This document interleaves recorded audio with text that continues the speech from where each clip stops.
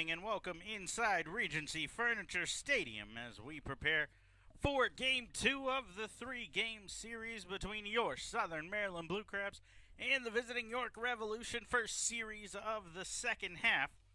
And Game 1 of the second half didn't go the Blue Crabs' way. Mitch Atkins had their number last night. A complete game shutout, 10 strikeouts for the right-hander Atkins, as he picks up the win in a 10-0 victory. Blue Crabs will look to turn it around today. Jared Mitchell digs into the box. Swinging at the first pitch is Mitchell, and he'll lace a single through the right side. So it takes just one pitch, and York has a man on here against the right-hander Brett Marshall. Marshall making his 200th career start here tonight. His 60th Atlantic League appearance. Spent many years with Sugar Land, and this just his 4th appearance with the Blue Crabs. He's 2-1 on the year for Southern Maryland with a 2.14 ERA entering play today. As he checks on first, diving back in safely is Mitchell. Good speed in Mitchell on base. He's 15 for 19 in stolen base attempts this year. As Marshall comes set, kicks and delivers. First pitch, squaring to bunt is Casilla. He'll pull back as that one comes inside, and Casilla hops out of the way. 1 ball and no strikes to the second baseman for York. Marshall was stellar in his first 2 appearances of the year. He won both of them. Gave up just 1 run in 13 innings combined between the two. In his last outing, pitched pretty well, not a quality start, as Casilla squares to bunt, takes the pitch high, 2-0. He went 8 innings, 7 hits, gave up 4 runs, all earned. He struck out 6, but walked 4. He took his first loss as a member of the Blue Crabs as they were shut out by Somerset 4-0 in that game. But all in all, a pretty solid outing from Marshall. As before the 2-0, he'll check on first one more time, but Mitchell back in easily. York took that game 10-0 last night behind the power of a 6-run 7th inning, in which they sent 11 batters to the plate. Casilla squares to bunt here, but Marshall misses outside, and the count now runs to 3 balls and no strikes. Casilla's just trying to give himself up, but Marshall's been unable to find the strike zone. He squares on the 3-0, pulls back again, and a 4-pitch walk to Alexi Casilla. So 5 pitches into the game, York has a major threat already, as Marshall gave up a single on 1 pitch and a 4-pitch walk. So first and second, nobody out, and an Atlantic League All-Star coming to bat in the form of Wellington Dotel.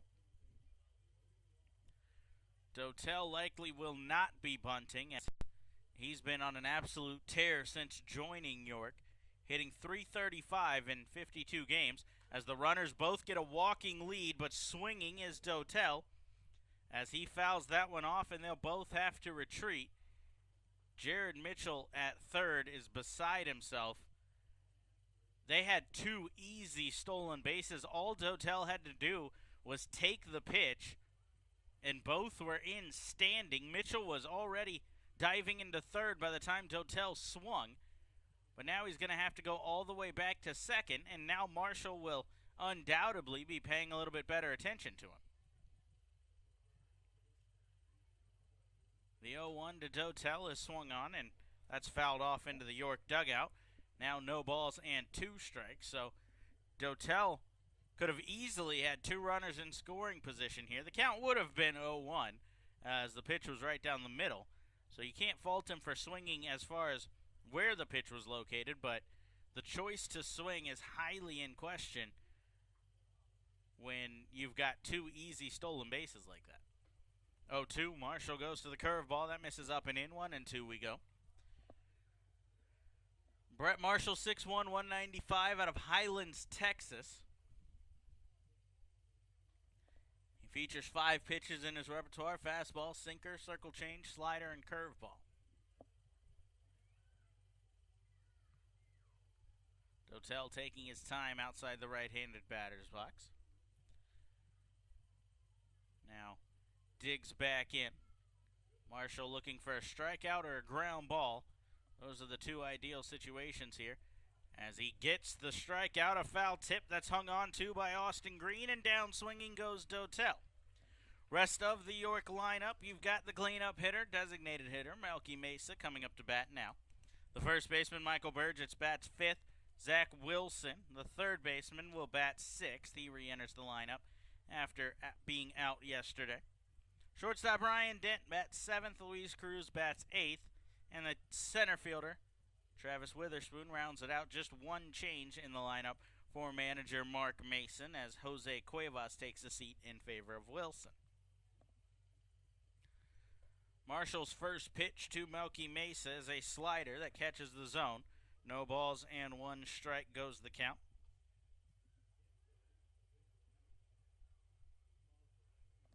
Mesa 2 for 5, a home run, 2 RBIs, and 2 runs scored in last night's game. As Marshall spins back towards second.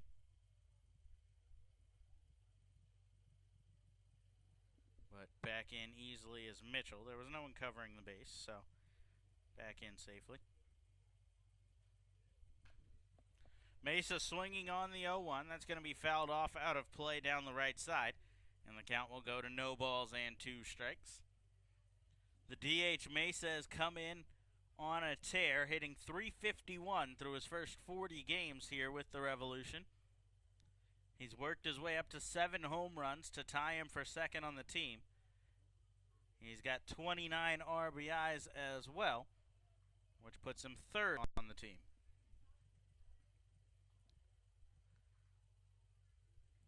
He's behind in the count 0-2 to Marshall, though, as the right-hander is going to look for another strikeout.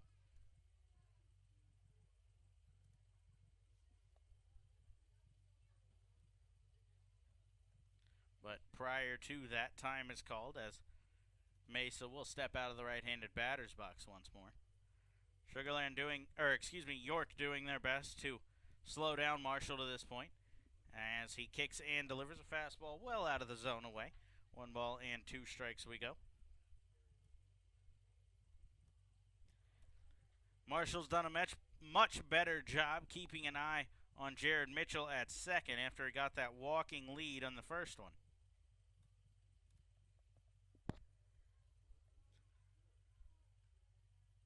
Time's called again as Mesa had just stepped back in, but uncomfortably trying to settle himself, will step back out.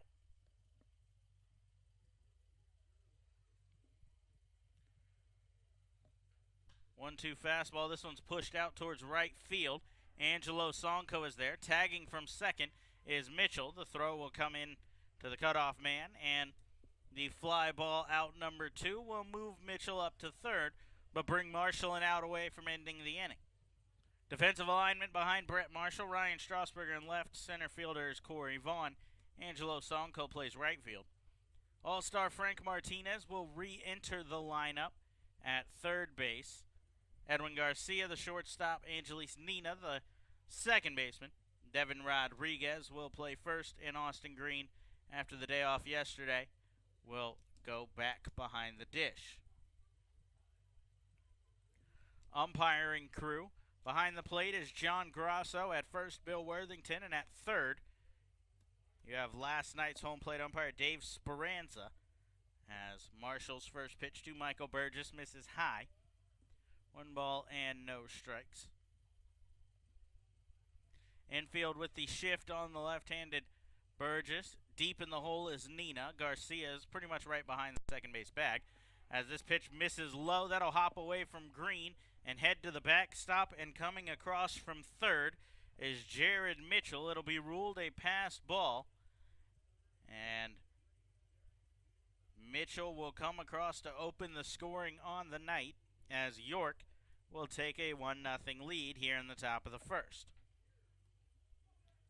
That'll go as an unearned run for Brett Marshall.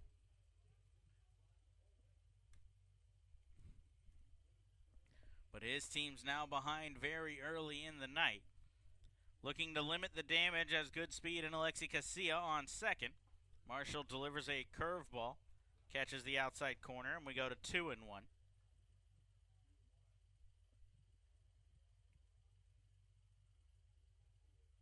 Burgess has great power for York.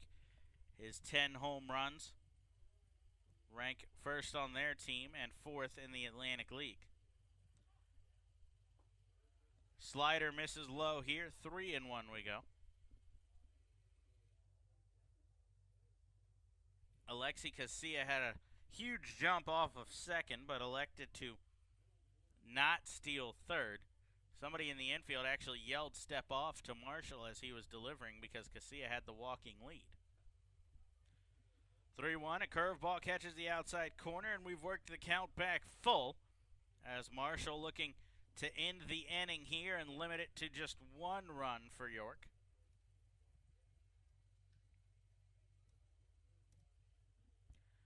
The payoff pitch upcoming as Marshall sets at the chest and delivers. Breaking ball swung on and missed.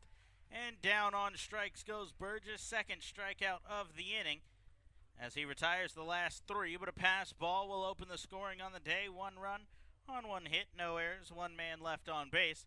We'll head to the bottom of the first. Ryan Strasburger leads things off when we come back on the Blue Crabs Broadcast Network. Hey, this is Sam Runyon, and you're listening to the Blue Crabs Broadcast Network. Fans, join the Blue Crabs on Saturday night, August 18th, as we celebrate Southern Maryland's rich spiritual and religious community with Faith and Family Night. All night long, we will feature performances, prayer, and presentation from area religious and spiritual leaders, as well as post-game fireworks spectacular. Your minister, band, choir, or congregation can even participate.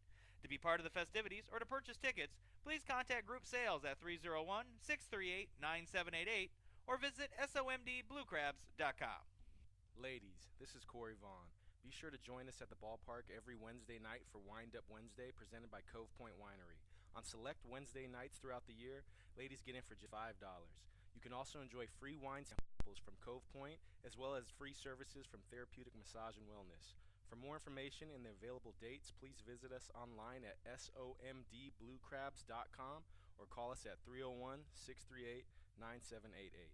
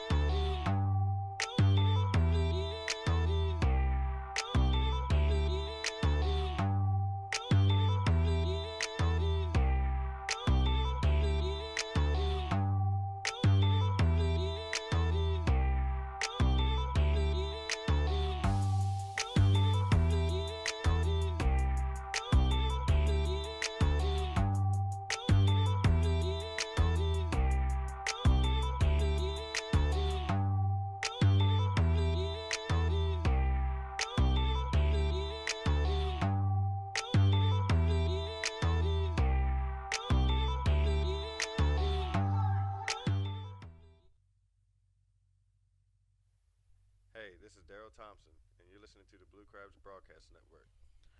Ryan Strasburger, the leadoff hitter for Southern Maryland, digs in as the southpaw Logan Williamson's first pitch is a fastball that's foul-tipped by Strasburger. We're underway here in the bottom of the first. Blue Crabs looking to respond to an early run from York as Strasburger takes inside. 1 ball and 1 strike goes the count. The left-hander Williamson enters play 2-2 with a 4.71 ERA for York. As this pitch misses, 2-1 goes the count. Williamson making his 5th start of the season, his 6th overall appearance. He had 1 relief appearance as Strasburg evens the count with a foul. Appearance was actually in relief. Came on July 5th against Land. He threw an inning in the 3rd. His last appearance was actually in relief. Came on July 5th against that day. Best of the year, before that. 16,000 So if nothing else, if he is unable to get on base, Ryan Strasburger has at least made Williamson show everything he's got in this first at-bat. As Williamson delivers a fastball, that one high and outside, and Strasburger does reach base. Blue Crabs start tonight much better than they did last night. a 3-hit shutout in favor of York. They had just 4 runners reach base. A catcher's interference put Angelo Sonko on in the game. Francisco Rosario singled. Ryan Strasburger added a single in the 9th inning. And in between that, Craig Maddox, who awaits on deck, doubled in the 5th as Edwin Garcia takes the first pitch high. 1 ball and no strikes. Edwin Garcia named an Atlantic League All-Star today. He's invited to join in the All-Star festivities relatively late. They'll take place on Wednesday, but nonetheless still good for Garcia to be included on the team.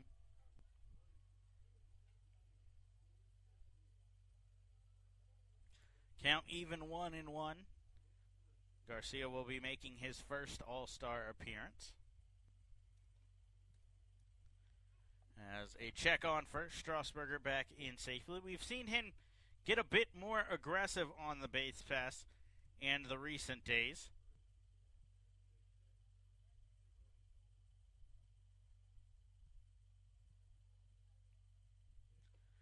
This one high and outside. That's going to hit off of the glove of the catcher, Cruz. And up to second is Strasburger. That's going to be a wild pitch on the arm of Logan Williamson. And now the Blue Crabs have a man in scoring position with nobody out. See if maybe they'll consider a sacrifice bunt with the slumping Edwin Garcia. Garcia hitting .029 over the last 10 games for the Blue Crabs. He's 1 for his last 35 in that stretch. 2-1 pitch misses inside as the count goes to 3-1. So we've got a hitter's count here for Garcia.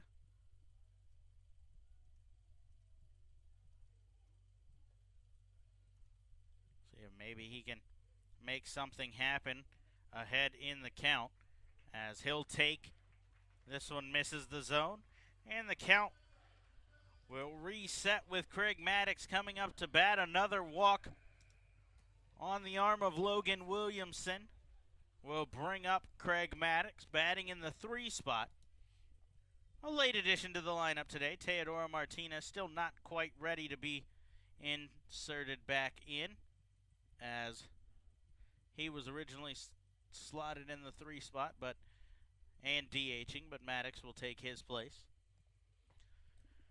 Maddox takes the first pitch outside, 1 ball and no strikes.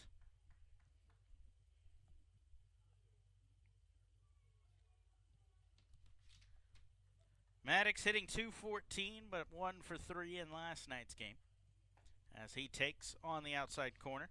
That'll even the count. 1-1 we go.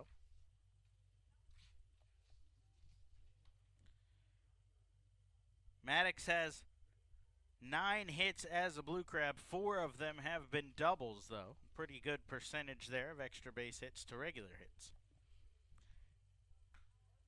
He sends one out towards right center field here. Mitchell should be able to handle that one, and he does for out number 1. Rest of the Blue Crabs lineup, we mentioned Frank Martinez inserted back in after getting hit with a fastball in the knee on the 4th of July. He missed Friday's games, but now he's back. He's coming up to bat now. Devin Rodriguez bats 5th. Corey Vaughn bats 6th. Angelo Sonko follows them, batting 7th. Austin Green will bat 8th. And Angelis Nina will round out the lineup. First and second, 1 out, as Frank Martinez takes a fastball on the inside for a called strike. 0-1 we go. Martinez leads all Blue Crabs hitters with a .309 average. That ranks him 9th in the league.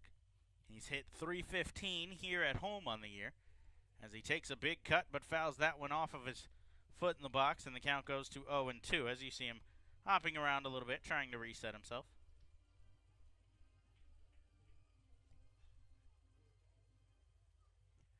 Martinez took that fastball directly off of his lead left knee. He was batting from the right side at the time against Chase Hutchinson. It hit him right in the kneecap, so he was immediately removed from that game and took 2 days to rest it, but says he feels good. Talked to manager James Frisbee They cleared him to go, and he's ready to insert back into that cleanup spot and try to get some offense going here for Southern Maryland as he swings and fouls this one off. The count will stay at 0-2. After the shutout last night, Blue Crabs mixed up the lineup a bit here, trying to get something going, get some runs going. York, the only team in the Freedom Division to post a win last night. So the Blue Crabs could immediately, with a win here today, tie themselves back for first place. The last thing you want to do, really, to start the second half is get swept, so they're going to have to find a way to win at least one of these games and get to the All-Star break where they can potentially get some guys healthy. Martinez sends a chopper down the third baseline. That's by Wilson, but called foul by the home plate umpire, John Grasso. That one just missed extra bases as it tried to sneak down the third baseline, but a little bit too far left of the bag. So everybody will have to retreat back where they came from, the runners and Martinez.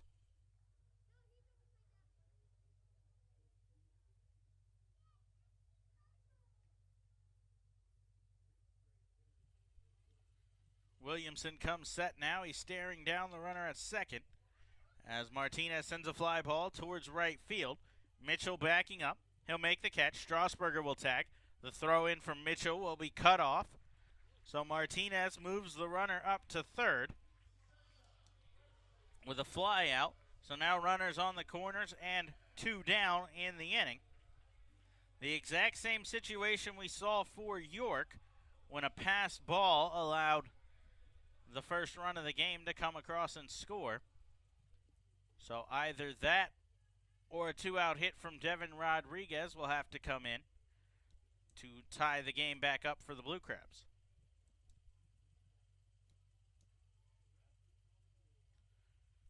Rodriguez digs into the left-handed batter's box.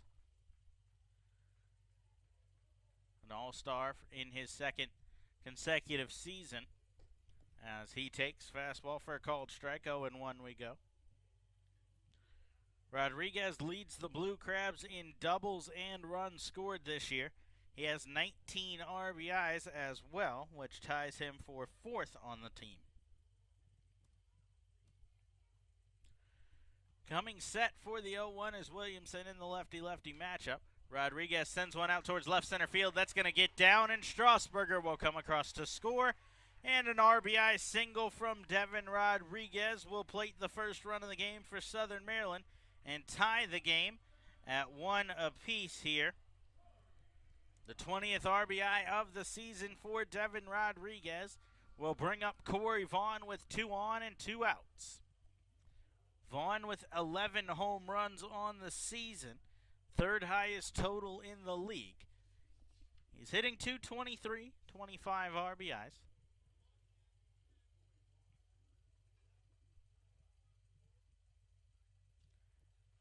As Williamson readies for the first pitch to the dangerous Vaughn as he comes inside, but a bit too much as the count will go to 1 ball and no strikes.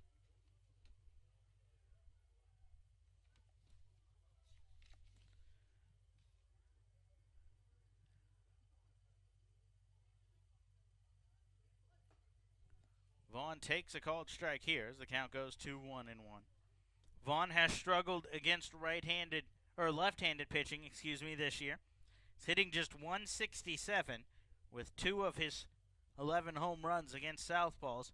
On the other side, he's hitting .240 against righties. Ground ball to short. Dent will pick it up and flip the short way to Casilla, and that will end the inning. A 6-4 fielder's choice retires the side. But the Blue Crabs even up the game on an RBI single from Devin Rodriguez. They put up 1 run on 1 hit. No errors and 2 men, left on base. We'll head to the second. Zach Wilson will lead things off when we return to the Blue Crabs Broadcast Network. Hey, this is Brandon Compton, and you're listening to the Blue Crabs Broadcast Network. Celebrate the history of our national pastime at the National Baseball Hall of Fame and Museum in Cooperstown. See priceless treasures that will bring your baseball memories to life. Cooperstown is where you, your family, and your friends can relive baseball's greatest moments and honor the all-time greats of the game. Plan your family visit today at baseballhall.org. Be sure to bring your furry friends out to the ballpark with you on July 22nd for our second of 3 Bark in the Park series.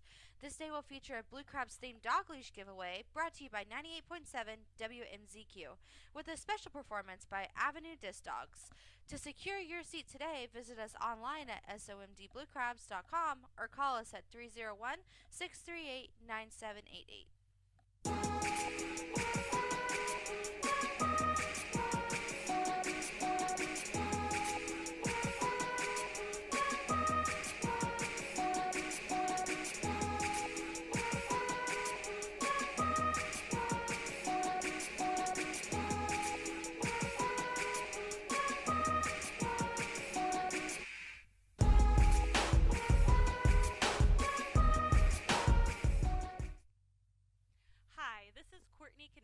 General Manager of your Southern Maryland Blue Crabs, and you're listening to the Blue Crabs Broadcast Network. Brett Marshall back to work. A tie ball game as we head to the second. Marshall's first pitch fastball misses high and inside. 1 ball and no strikes to count to former Blue Crab All-Star Zach Wilson. This pitch right down the middle will even things at 1-1. Wilson last season in Southern Maryland went down with an injury halfway, or a little more than halfway through the year, just into the second half. But prior to that, he was named an Atlantic League All-Star, won the Dig Me Home Run, or the Home Run Derby last year. This year will be the Dig Me Home Run Derby. I'm told likely Corey Vaughn will participate in that. As Wilson won it last year, he then won All-Star Game MVP with a go-ahead 3-run home run that put the Freedom Division ahead, and they never let go of that lead. The Blue Crabs had a stellar showing in Somerset last year, hoping that the 6 players they're sending, 5 will play in the game, as Marshall's payoff pitch, a check swing from Wilson, no swing, and he's aboard with a leadoff walk. 6 players in all heading to Somerset for the Blue Crabs: Daryl Thompson, Edwin Garcia, Frank Martinez, Corey Vaughn, Devin Rodriguez, and Sam Runyon will all head to Long Island for the festivities. But hopefully they perform like the Blue Crabs did last year with the home run champion. The winning pitcher in the game was Brian Grenning.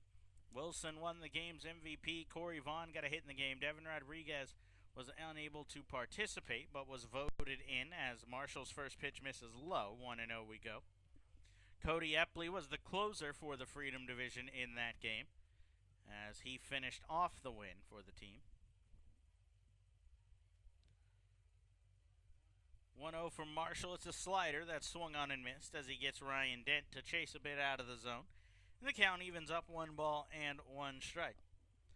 The shortstop Dent, 262 average, 7 home runs, 26 RBIs. He has 10 doubles on the season, one of 3 York Revolution players with double-digit doubles on the year. The leader is 12 from Zach Wilson. 1-2 is a chopper towards short. Garcia battling the sun, now charges. He'll pick, only play to first, and that's in time for out number 1. It does allow Wilson to advance into second base, though. The sun is deadly right now in the middle infield for Garcia and Nina.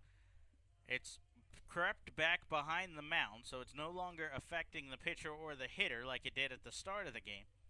But now anything hit towards the middle infield is right fighting through that shadow about halfway to 3/4 of the way to the fielders.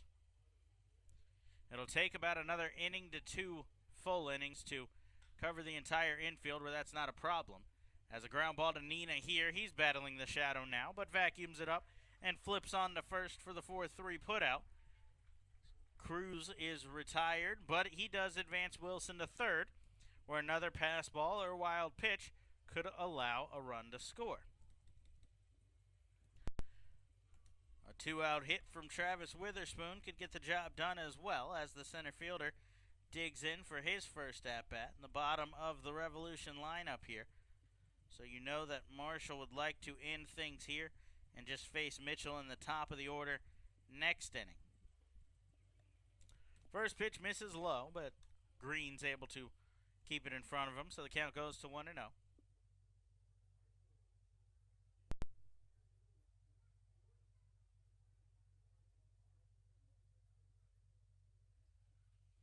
Marshall comes set, now kicks and delivers. A slider misses low, so 2-0 goes the count to Witherspoon. The center fielder on the season hitting .268. 4 home runs, just 12 RBIs though. A curveball is swung on and missed here as that one bounced in front of the plate, but Witherspoon was unable to lay off of it. So the count will go to 2-1 strike as Witherspoon, beside himself at the plate that he chased that one, will take a long walk to reset his mind. Now digs back in to the right-handed batter's box. A new baseball for Brett Marshall as the right-hander sets for the 2-1. A curveball here. Tried to get Witherspoon to chase low again, but this time showing better discipline was the former All-Star as the count will go to 3-1 strike. Marshall will likely put something in the zone here. Again, like I said, trying to save Mitchell for next inning, but a breaking ball will not find its way back in, and a walk is issued to Travis Witherspoon. That's the third walk of the day issued for Brett Marshall already. Not something you see from him all that often. He has 7 walks in 21 innings in his first 3 outings. 19 strikeouts to go with that. So the top of the order does come back up. Runners on the corners, 2 down. As a changeup misses low, 1 and no strikes.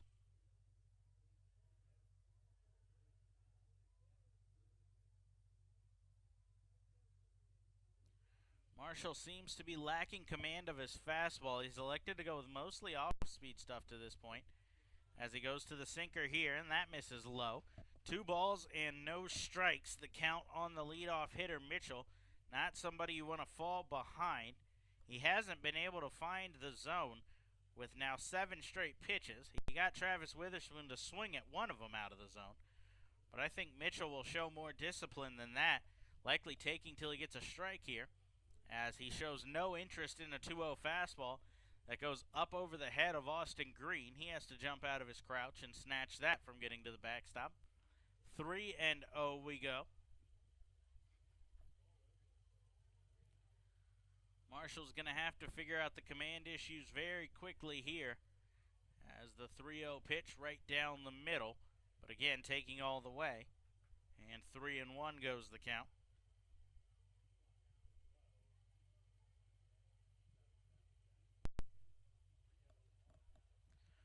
So Marshall's got an uphill battle to get Mitchell out here.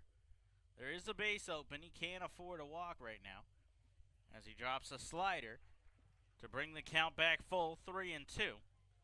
See if he tries to attack the zone or if he elects to go with a breaking ball. Try to get Mitchell to chase something out of the zone. The runner Witherspoon from first will get a head start. He'll be off on first move. There he goes. As Marshall does go with the slider, that misses low and inside. And back-to-back walks have now loaded the bases for the second baseman, Alexi Casilla. Casilla 2 for 5 with a pair of RBIs and a run scored in last night's game. He's got a chance to add to his RBI total here with the bases loaded, 2 outs. He's got 23 RBIs on the season. With the bases loaded this year, though, Casilla is 0 for 4. As time is called, a balk has been called on Marshall, who's arguing the ruling. The umpires will now come together and discuss the ruling, as for now, Zach Wilson has been given home plate. Grasso, Speranza, and Worthington come together, and the ruling will stand. A balk will score a run,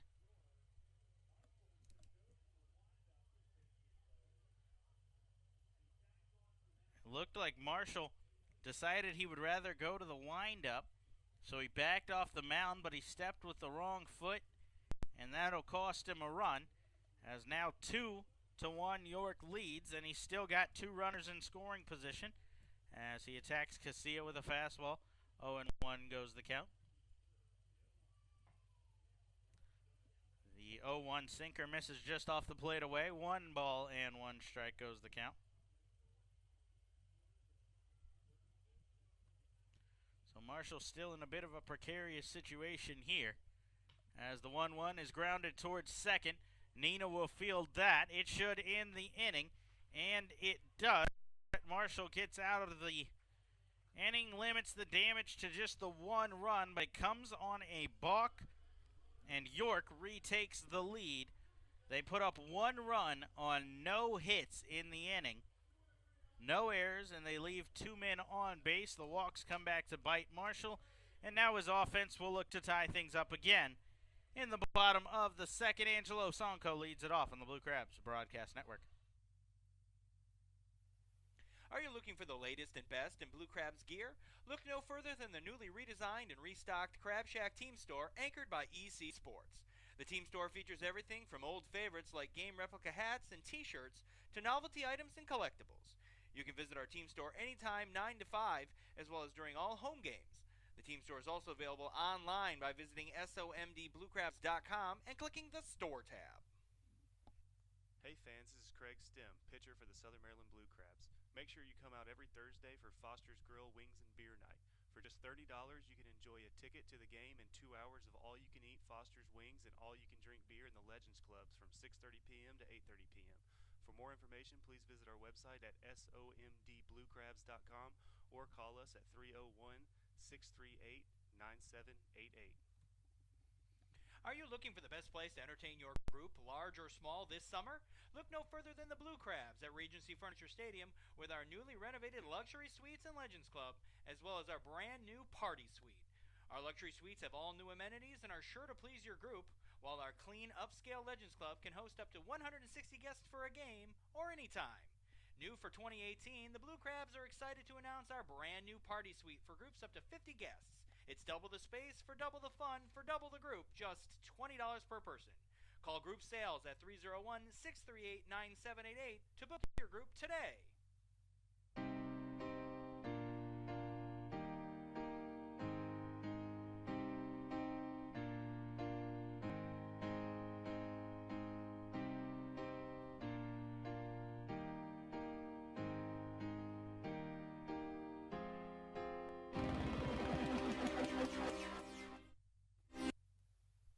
Hey, this is Devin Rodriguez, and you're listening to the Blue Crabs Broadcast Network. Angelo Sonko digs in to lead things off here in the bottom of the second.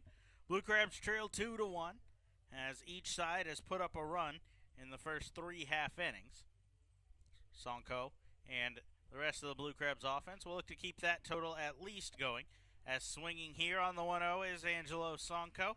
This one's hit into right field. Coming on is Mitchell. It'll bounce in front of him, and Angelo Sonko's aboard with a leadoff single. That'll bring in Austin Green. Austin Green had the night off yesterday.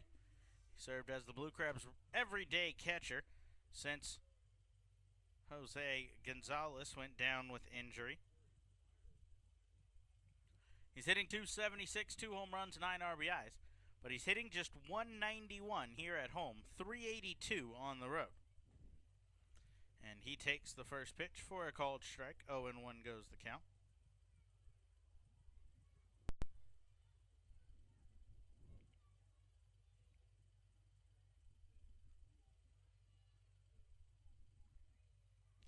Coming set for the 0-1 is Williamson, as Green laces one down the third baseline. That'll sneak just foul, and the count will go to no balls and 2 strikes.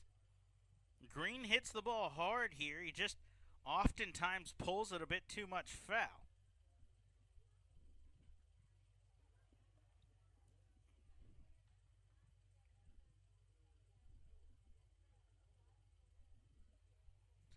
A check on first. Very casual throw over, as Sonko will easily get back in.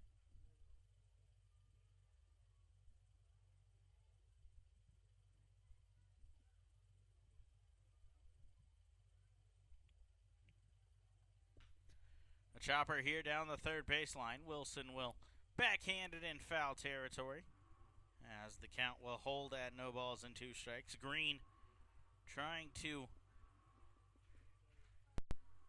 get at least the runner Sonko into scoring position here, if not put the first 2 in the inning on.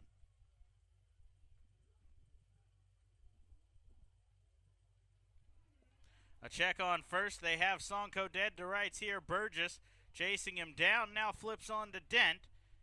And Sonko is picked off of first for the first out in the inning.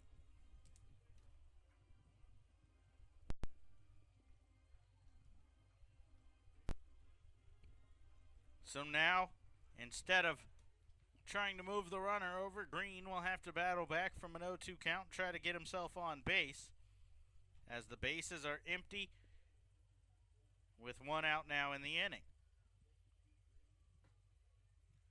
This one misses outside, and the count goes to 1-2.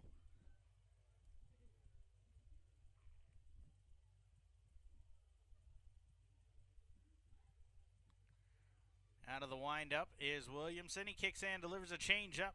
Swung on and missed as Green chased that one out of the zone.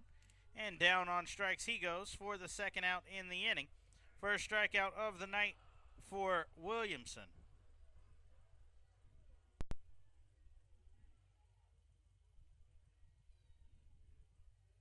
That'll bring in the number 9 hitter, Angelise Nina. Nina was 0 for 3 last night, as he swings on the first pitch here and fouls it off the other way. 0-1 goes the count. Most of the Blue Crabs lineups were 0 for last night, though. As I mentioned, they had just 3 hits. Greg Maddox, Ryan Strasburger, and Francisco Rosario, who's out of the lineup with the return of Martinez today. Fastball misses high here, and the count evens up 1-1. Blue Crabs have gotten Williamson's pitch count relatively high, as the next pitch will be his 34th, as pitch number 34 is laced out over the leaping second baseman's glove and into the right center field gap. Nina on his way to second. The throw comes in, not in time, as he's aboard with a 2-out double. Angelise Nina stays hot, and he's got himself in scoring position for a 2-out hit from Ryan Strasburger. The potential to drive him in. Strasburger leads the Blue Crabs with 26 RBIs. He's 1 ahead of Corey Vaughn, looking to pad his lead a bit. First pitch change up, called strike on the inside corner.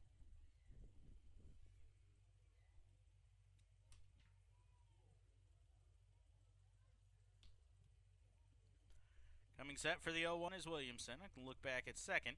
Now kicks and delivers. Called strike on the inside corner. 0-2 goes the count.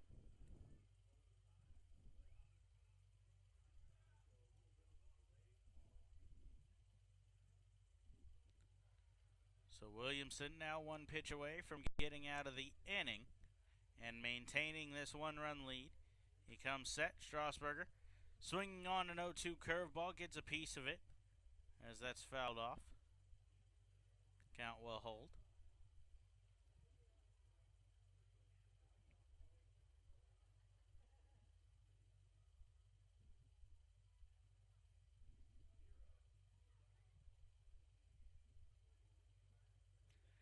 Crashing to second is the second baseman. The pick off the tag, not in time. They had Nina for sure, but Casilla couldn't handle the ball, and it gets away from his glove, and Nina's able to dive back in safely with the extra time there.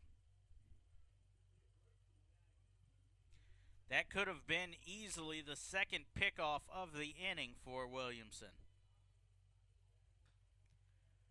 0-2, Strasburger swings here and fouls it off to stay alive in the at-bat. Battling here as he's fouled off back-to-back pitches.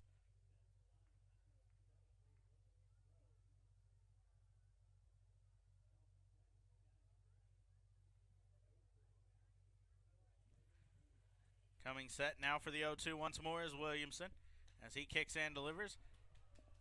A towering pop-up to short. Dent battling the sun, but he'll camp underneath it and make the catch to retire the side. Williamson works around the 2-out double.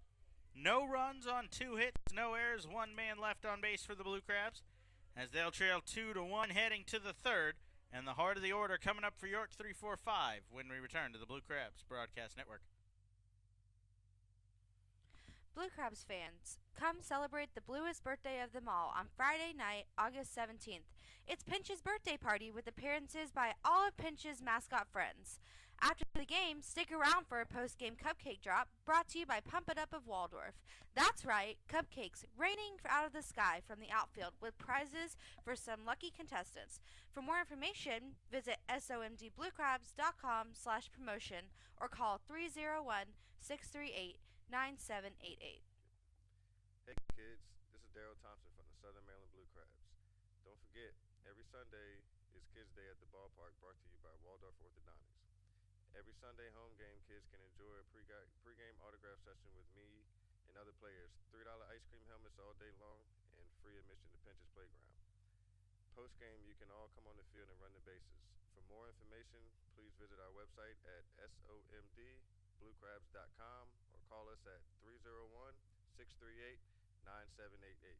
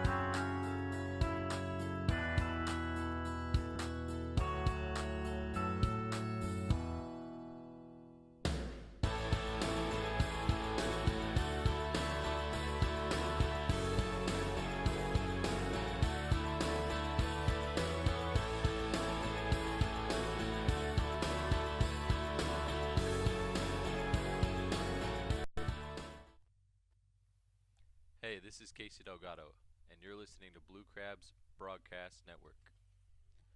Back to work goes Brett Marshall as Wellington Dotel will lead things off 3-4-5 in the inning for York. Marshall's first pitch to Dotel missed, so 1-0 goes the count. As Dotel takes a big swing on a fastball here, but a little bit behind it, will foul it off down the right field line, 1-1. Walks have been the issue for Marshall to this point. He's walked 4 batters in the game. That's led to 2 runs. A pass ball put 1 across and a balk put the other across. As Dotel with a chopper to third, Martinez with a bare hand play. He'll try to fire to first, but the throw goes well wide. It'll get out of play. And it's into the Revs dugout. It's going to be an error, or a hit, excuse me, given to Dotel. As Dotel will now be given second base on the errant throw. So it'll go down as an error on the third baseman Martinez, as manager James Frisbee will now pop out of the dugout to have a discussion about what happened. I didn't have a real good view on it, so honestly can't really tell you what that may or may not have hit. In order to get that call.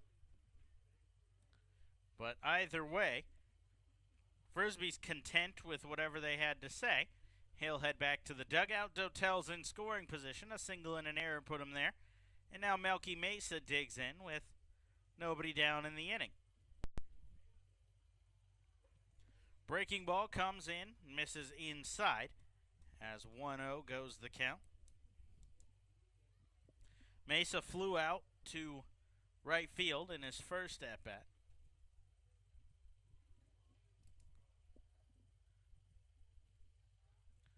Marshall comes set, gives a look at second, now delivers. This one misses, gets away from Green a little bit, but he's able to corral it and keep the runner there. After looking at the replay, the ball bounced back to Rodriguez on that errant throw from Martinez as the 2-0 is swung on and fouled back, but they're ruling that it hit out of play prior to bouncing back. The umpires have said that the ball hit inside the Revolution dugout off of a wall that sent it back into the field of play. So that is why Dotel was awarded second base.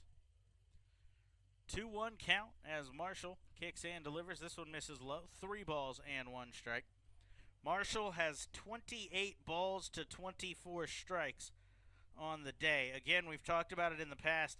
The ideal ball to strike ratio, you're looking 4 or 5 to 1 in most cases. You'll take 3 to 1 on most nights. 2 to 1's pushing it, but you never ever want to see more balls than strikes in the pitch totals. 3-1 was fouled off, so now the count runs full. As Marshall, looking to avoid his 5th walk of the day, comes set. A check swing here on a breaking ball. Did he swing? Yes, he did. And Mesa is down on strikes. The ball got away from Green, so he'll now flip to first. And Mesa is retired. Mesa was not hustling down there. He thought he had drawn a walk, but when the umpire said yes he did, that he went around, Green immediately flipped it down to first and beat him to the bag for out number 1. If Mesa had that to do over, he'd have been hustling to first and likely would have been aboard regardless of the call. But now, 1 down and Dotel unable to advance from second.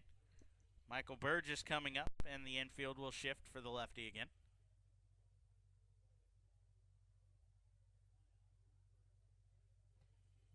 Big swing on the first pitch from Burgess. He'll get a piece of it and foul tip it into the mitt of the catcher Green. 0-1.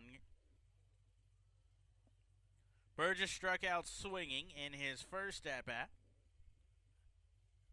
That was the last at-bat of the first inning and the second of now 3 strikeouts for Marshall. As a fastball misses low, 1-1 we go.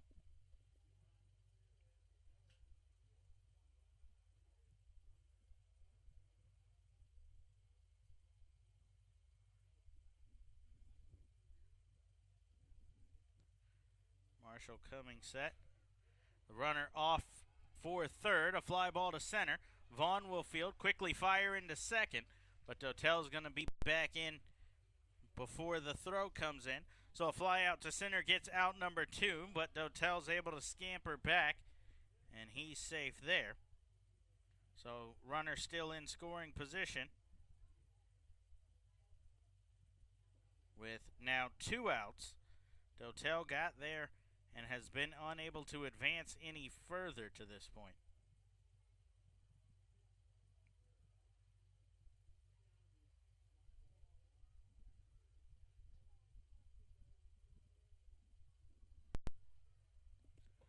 A breaking ball here is a called strike on the first pitch to Zach Wilson. He reached on a walk last inning, came around on a couple more walks and then a balk to score the run.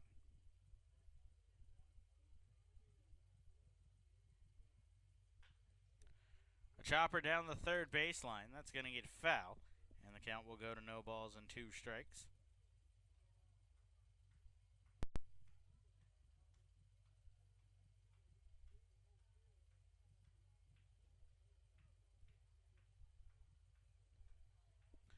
So Marshall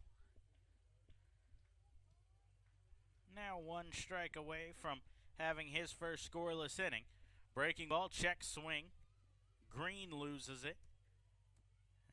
As the count will go to 1 ball and 2 strikes.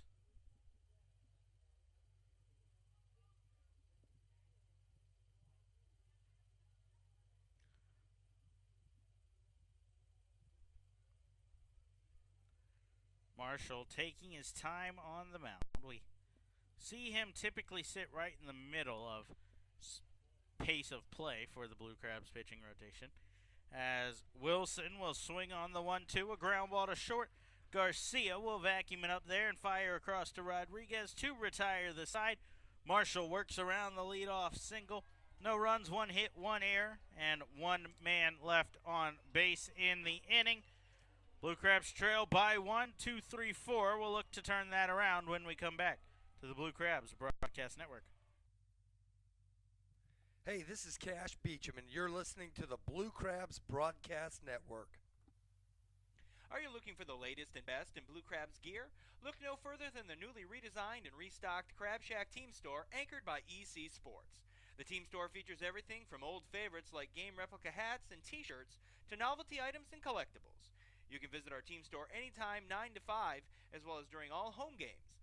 The Team Store is also available online by visiting somdbluecrabs.com and clicking the Store tab. Hey fans, this is Sam Runyon, right-handed pitcher for the Southern Maryland Blue Crabs.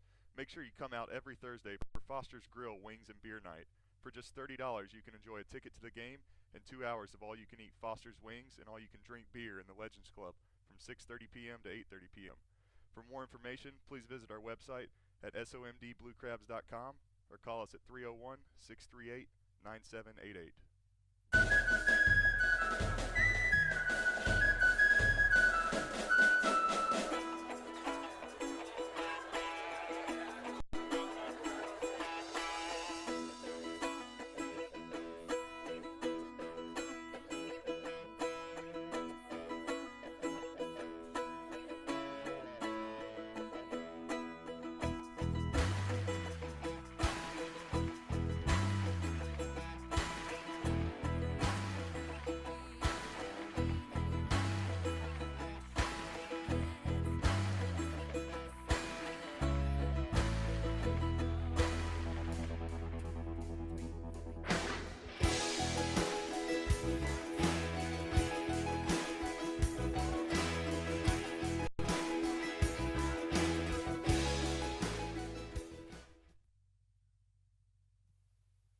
Hey, this is Kalaika Kaho'ohalahala, and you're listening to the Blue Crabs Broadcast Network. 2-3-4 up in the inning for the Blue Crabs as Logan Williamson back to work. Delivers a fastball for a called strike. No balls and 1 strike. The left-hander Williamson works into now his 3rd inning. He's allowed 1 run on 3 hits for the Revs. As Garcia sends a ground ball to short, Dent will field and fire across to retire his counterpart for out number 1. Williamson, a 26th round draft pick of the Chicago White Sox in 2003 and a 27th round draft pick of those same Chicago White Sox in 2004 out of Pensacola Junior College. The 33-year-old was born in Great Lakes, Illinois, then attended Pensacola High School and Pensacola Junior College as he misses the first pitch outside to Craig Maddox. Maddox swings here and fouls this one off. A good play made by a fan down the line will bring the crowd to its feet as 1-1 we go.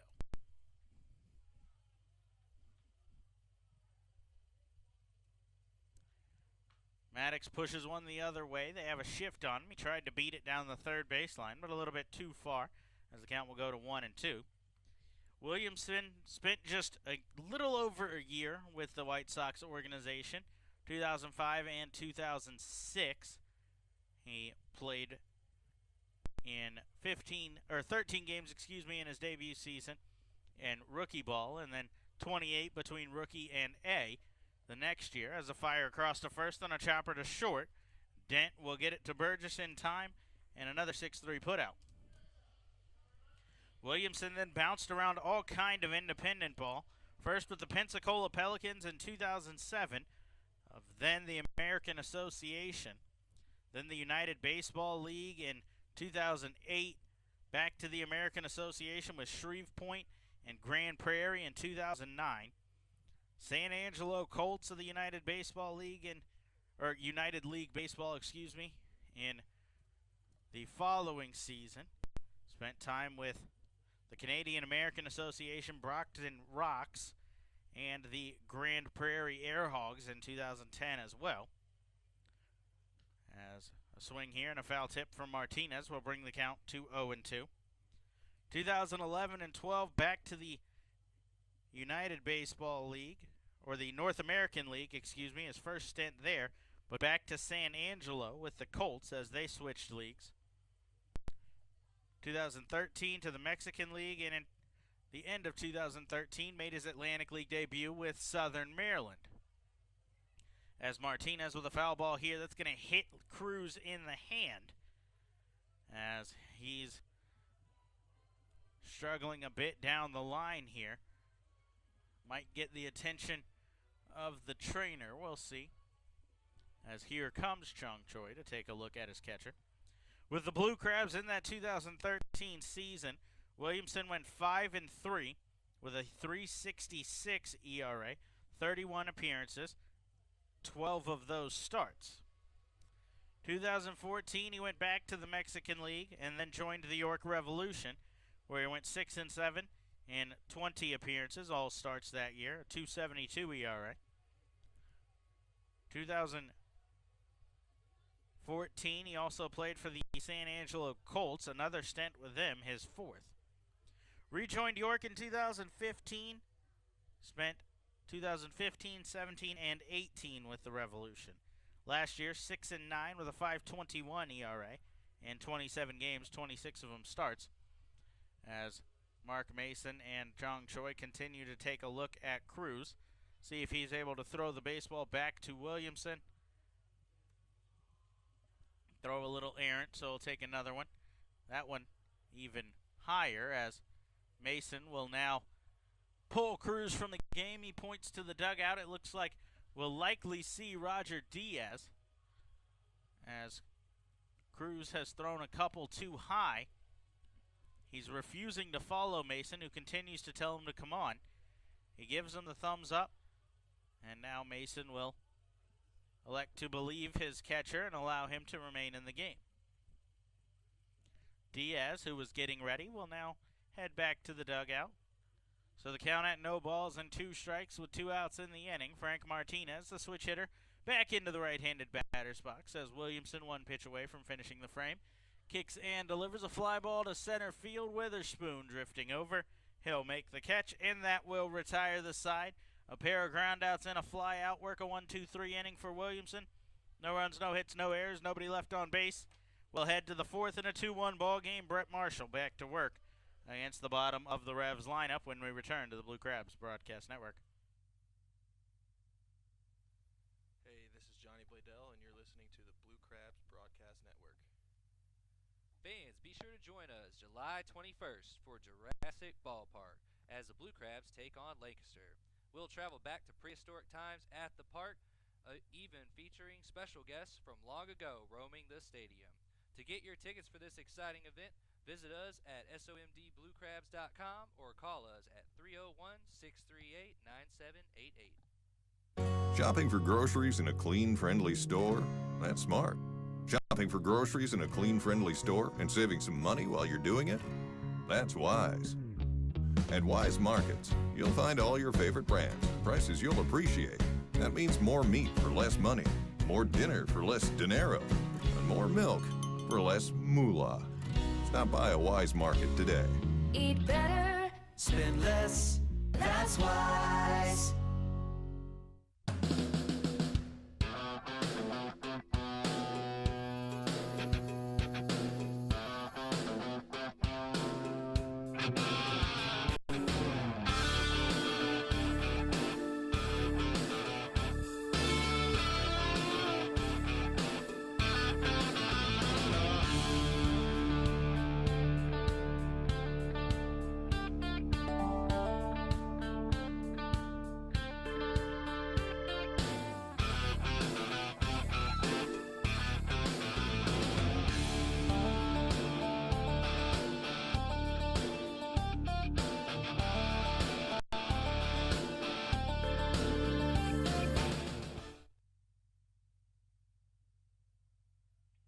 Marshall of the fourth inning. First pitch missed, but second pitch swinging is Ryan Dent as he'll send something out towards right field. A hard line drive. Sonko's able to track it down, and Dent goes down for out number 1. Marshall worked his first scoreless inning in the third. He'll look to settle in here in the fourth. He's now retired 4 in a row. That's the longest streak for him in the game, hoping he can keep that going against Luis Cruz, who digs in now and takes a fastball in the inside corner, 0-1. We almost saw Cruz removed from the game after he was hit in the hand with a foul ball behind the plate last inning, but insisted he was okay. So he remains in as he fouls off this pitch, and the count goes to 0-2. Fastball misses high, 1 ball and 2 strikes we go.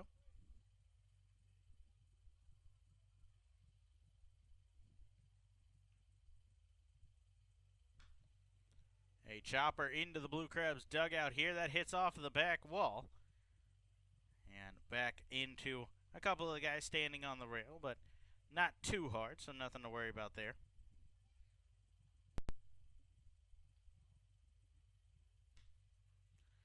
A fly ball from Cruz, as that one's to shallow right. Nina's backing up, and he'll handle the pop fly easily. So now 5 straight retired for Marshall, as he's got 2 up, 2 down to start this inning. And the number 9 hitter, Travis Witherspoon, coming up to bat. Witherspoon with a walk, got around to third in the second inning, but was stranded there.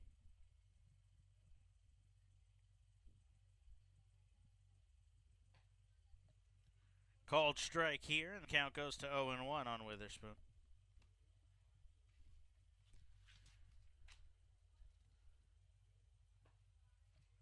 Big swing and miss here. 0-2 goes the count. Last year, Witherspoon started in center field and batted leadoff for the second consecutive time in the Atlantic League All-Star Game.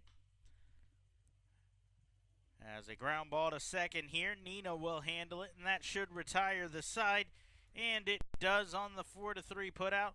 The first 1-2-3 inning of the game for Marshall as he's settling in here. No runs, no hits, no errors, nobody left on base. Blue Crabs need a run to tie it. Devin Rodriguez, who has the only RBI of the day for the team, will lead things off when we return to the Blue Crabs Broadcast Network. Hey, this is Austin Green, and you're listening to the Blue Crabs Broadcast Network. Blue Crabs fans, come celebrate the bluest birthday of them all on Friday night, August 17th. It's Pinch's birthday party with appearances by all of Pinch's mascot friends. After the game, stick around for a post-game cupcake drop brought to you by Pump It Up of Waldorf.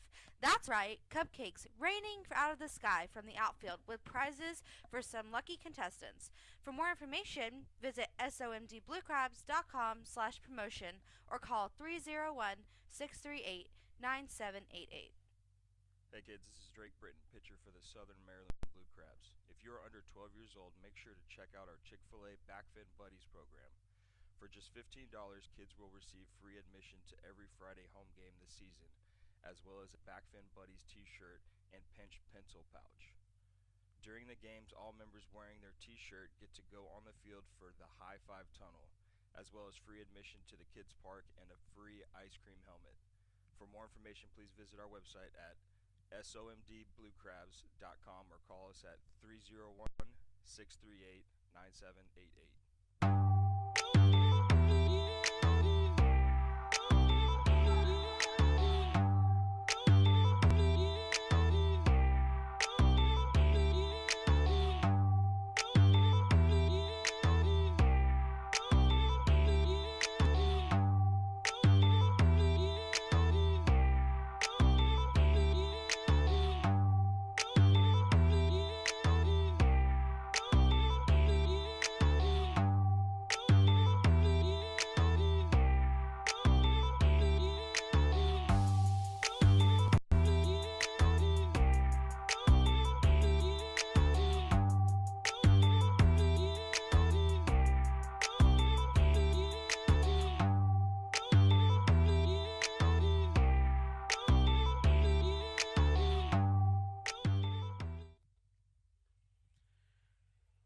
Devin Rodriguez leads things off here in the bottom of the fourth for the Blue Crabs as Logan Williamson gets back to work with a fastball well outside of the zone.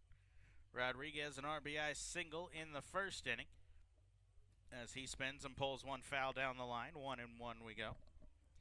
The RBI single scored Ryan Strasburger, and at the time of the hit tied the game. The Revolution added another to their lead in the top of the second, so they sit up 2-1 right now.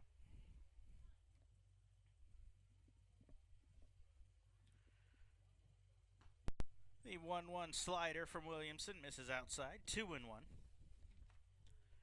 Rodriguez hitting .275 on the season. Solid totals, but incredibly about 100 points lower than what he hit last season as Williamson comes up and in. That's going to catch Rodriguez in the back. It was just a changeup, though, so he should be okay.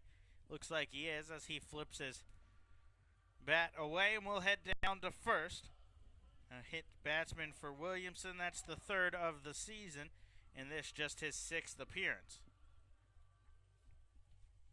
So Rodriguez aboard for Vaughn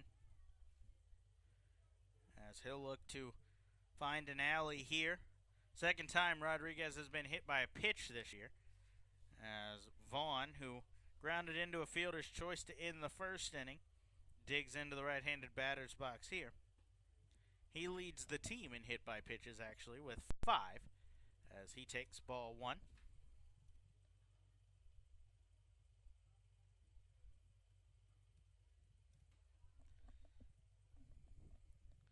Williams stretch. It's where he spent most of the day today.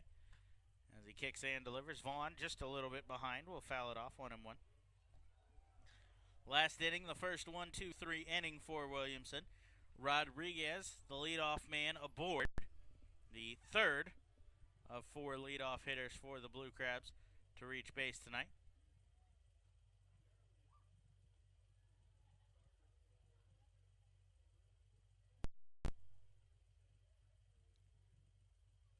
Coming set now for the 1-1 as this one's in on the hands of Vaughn. Unable to turn on it quick enough. We'll foul it off. 1-2 we go.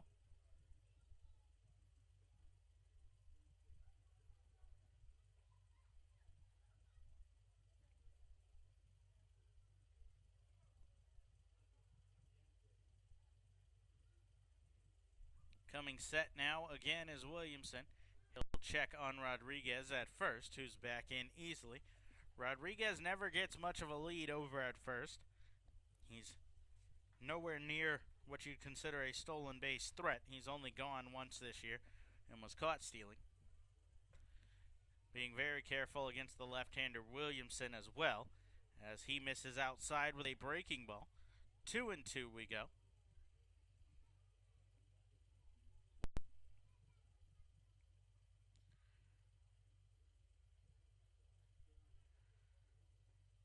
Change-up misses low. Cruz will keep it out in front of him. And Rodriguez unable to advance. He had a good read on it, but has to hold at first. And the count runs full. See if maybe he's running here on the payoff pitch.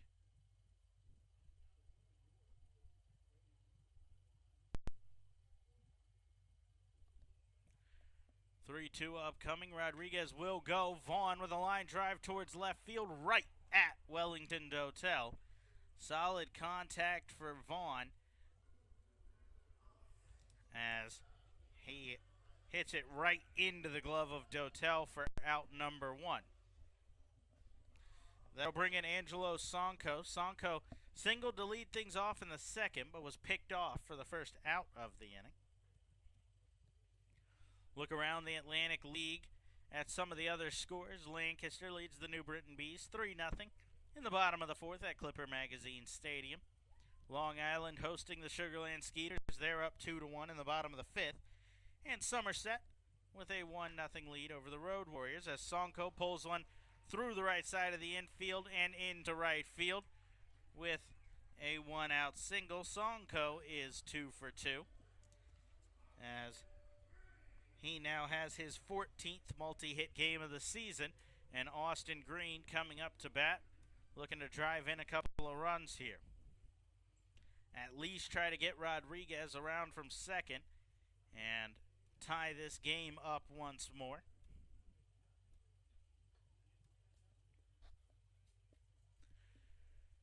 The center fielder Witherspoon is giving Green a lot of room to his pulse gap, as Dotel in left is playing him straight up. Witherspoon standing behind the second baseman.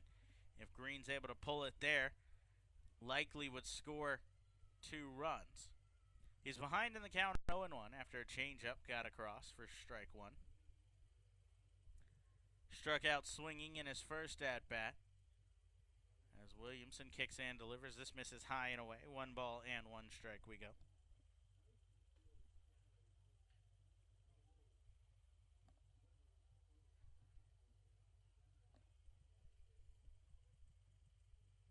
Rodriguez on second, Sonko on first.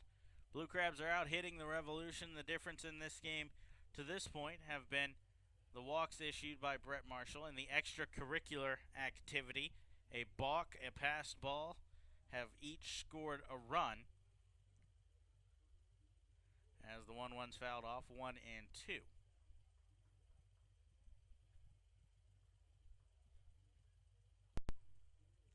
So Green behind in the count here. He's going to have to battle as Williamson comes set and gives a look at Rodriguez. Kicks in, delivers. Green with a tapper in front of the plate. It's picked up by Cruz. He fires to third, but it's ruled foul by the home plate umpire Grasso. So Green and both runners will retreat.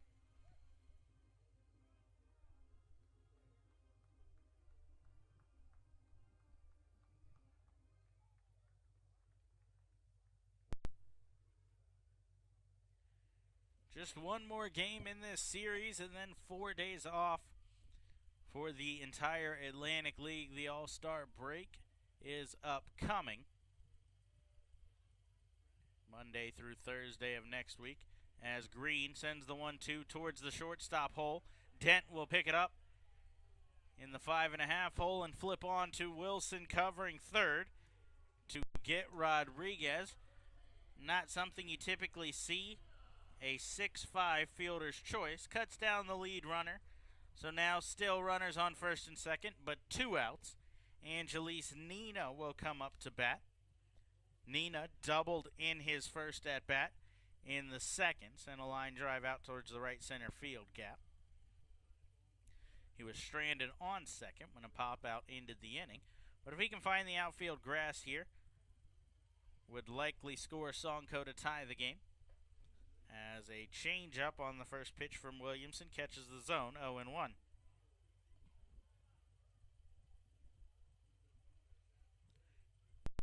We've mentioned it a couple of times. Nina, since his acquisition from New Britain, has been one of the best hitters for the Blue Crabs. As he's well out in front of a changeup here. 0-2 goes the gets away from the catcher though. Sonko running hard to third, makes the turn, but will throw the brakes on. Both runners will advance on the pass ball.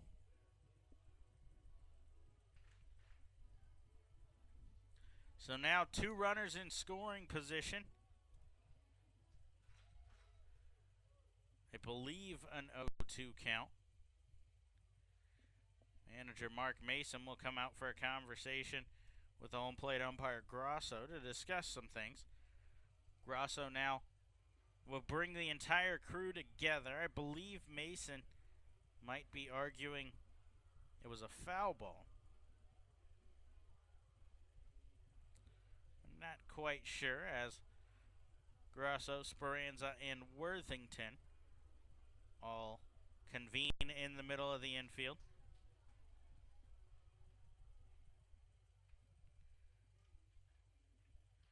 Everybody will now retreat.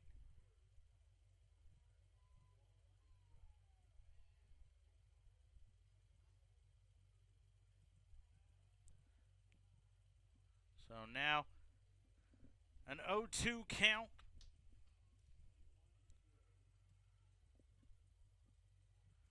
Nina Digs back into the right-handed batter's box as he swings through a fastball, and Williamson picks up a big strikeout to retire the side here. The second strikeout of the day for Williamson, and that retires the side. No runs on one hit, no errors, 2 left on base. Both left in scoring position for the Blue Crabs, and the York Revolution hold on to their 2-1 lead as we'll head to the top of the 5th, top of the lineup upcoming as Marshall back to work when we return to the Blue Crabs Broadcast Network. Hey, this is Ryan Strasburger, and you're listening to the Blue Crabs Broadcast Network. Blue Crabs fans, what's more American than baseball and a barbecue cookout? Quite frankly, the two go together like stars and stripes, rockets and red glare, and liberty and the pursuit of happiness. So when you come to Regency Furniture Stadium's all-you-can-eat picnic pavilion, you get both at a great price. The best part is that groups from 20 to 400 plus can enjoy the picnic pavilion, and when you include this home run of a deal with the kids park, paddle boats, and on-field fun, you have a grand slam of an opportunity. Call today at 301-638-9788 to speak with a sales executive or visit somdbluecrabs.com for more information. This is Rick Meehan, Mayor of Ocean City, Maryland. For everyone who's put off planning a vacation this summer, I've got good news for you. Ocean City, Maryland is a procrastinator's paradise. We've got 10 miles of free beach, an amazing 3-mile boardwalk, golf, fishing, shopping, dining, and free events 7 nights a week, including fireworks, boardwalk light shows, dance parties, and movies right on the beach. It's not too late. Book a visit today at ococean.com. That's ococean.com.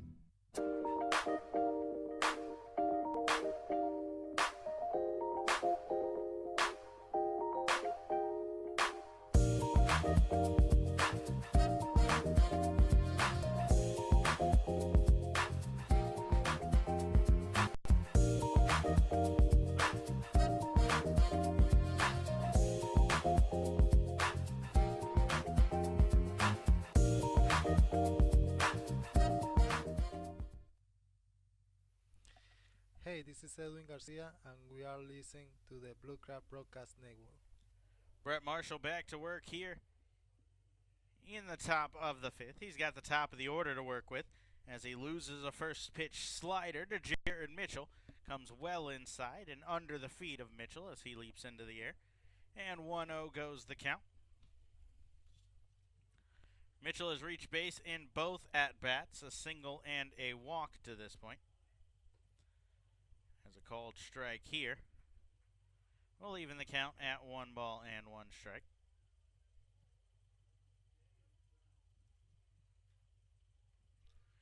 Change up on the 1-1. That misses high and away. 2 balls and 1 strike we go. Mitchell with great speed. Somebody you want to keep off the base pass if at all possible. Spiking a 2-1 fastball is Brett Marshall, and the count will go to 3-1. Marshall has gotten a hold of his command in the last 2 innings, but now a 5-pitch walk to Mitchell will put the leadoff man aboard, and 5 walks now on the tally for Brett Marshall. 6 is the most walks a Blue Crab starter has had in a game. That came back on the 20th of May by Casey Delgado. So Marshall is pretty close to that total as a check on first, but back in safely is Mitchell. Good to keep an eye on him. As I mentioned, he does have plenty of speed, leads the Revs with 15 stolen bases. As taking the pitch here is Casilla on the outside corner for a called strike.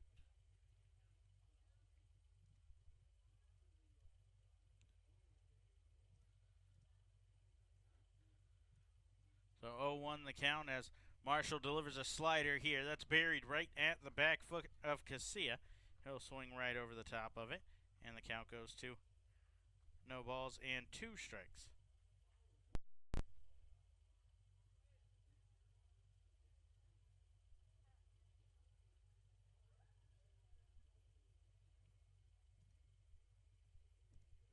0-2 upcoming. Hit towards the right side. Nina Fields quickly on to second. Garcia's there. The fire to first, not in time, as just late on the double play there. Mitchell was cut down, so the lead runner retired, but the double play not quite there. The 4-6 fielder's choice will be the ruling instead. One down in the inning, and now the 3 and 4 hitters will come up for the Revolution. Wellington Dotel, the first of those, as he digs into the right-handed batter's box. 1 for 2, a single and a strikeout.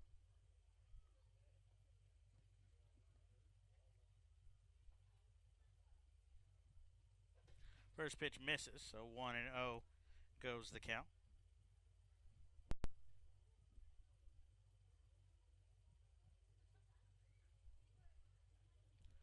Marshall in the stretch, comes set at his chest, now delivers. High fly ball to deep right field, backing up is Sonko. That's going to get up over the wall, a 2-run home run for Wellington Dotel. And the Revolution take a 4-1 lead here in the 5th.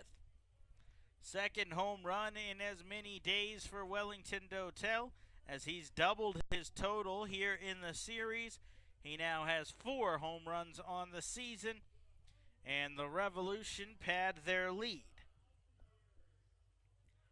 That's just the 4th hit for York, but again, a walk comes back to hurt Marshall, as the walk puts the leadoff man aboard. The fielder's choice does cut him down, but what could have been 2 outs, bases empty for Dotel, instead was a man on first with 1 out. And a home run will give York the 3-run lead, as Melky Mesa looking to add to it with a big cut on the first pitch, but fouls it off, 0-1.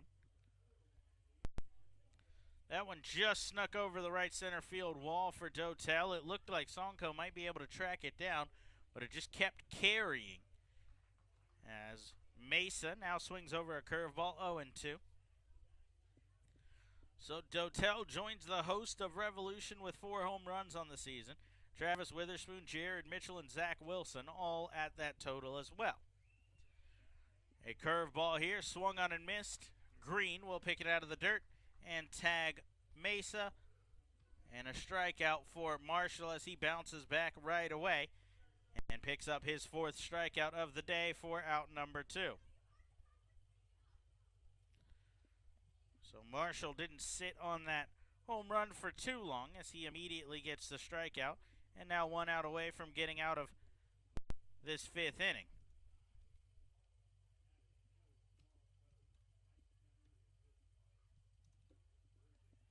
A big swing here from Michael Burgess on the first pitch, but he swings over the top of it as the count goes to 0-1.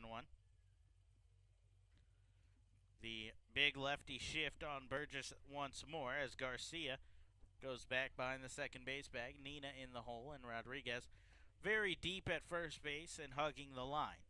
A changeup misses outside for Marshall as the count evens up at 1-1. I was correct the first time.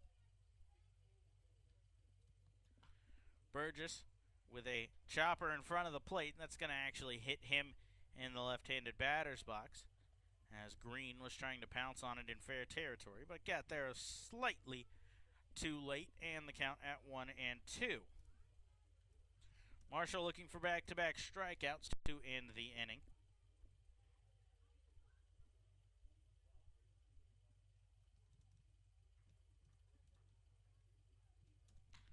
This one sent out towards center field, right at Corey Vaughn, and he'll make the play to retire the side. But the 2-run home run from Wellington Dotel adds a pair to the York lead. They put up 2 runs on 1 hit, no errors, and leave nobody on base in the inning. 4-1 the score as we're halfway through this one. Second half of the game coming up. And the bottom of the 5th, top of the order, is what that will bring with Ryan Strasburger when we return to the Blue Crabs Broadcast Network. Hey, this is David Wayne Russo, and you're listening to the Blue Crabs Broadcast Network. Calling all Jedis, please report to Regency Furniture Stadium on July 28th for Star Wars Night, as the Blue Crabs take on Long Island. This night will feature an appearance by Jedi Saber Combat, post-game fireworks spectacular. For more information on this or other exciting events throughout the season, please visit our website at somdbluecrabs.com or you can call us at 301-638-9788. This is Brandon Compton, right-handed pitcher for the Southern Maryland Blue Crabs. Join our team every Friday home game as we honor those who serve our country by remembering everyone deployed. Every Red Friday, the team will wear red jerseys brought to you by Fairway Independent Mortgage Corporation. All active and former military members receive $5 tickets with their ID. For more information or to get tickets today, please visit us online at somdbluecrabs.com or call us at 301-638-9788.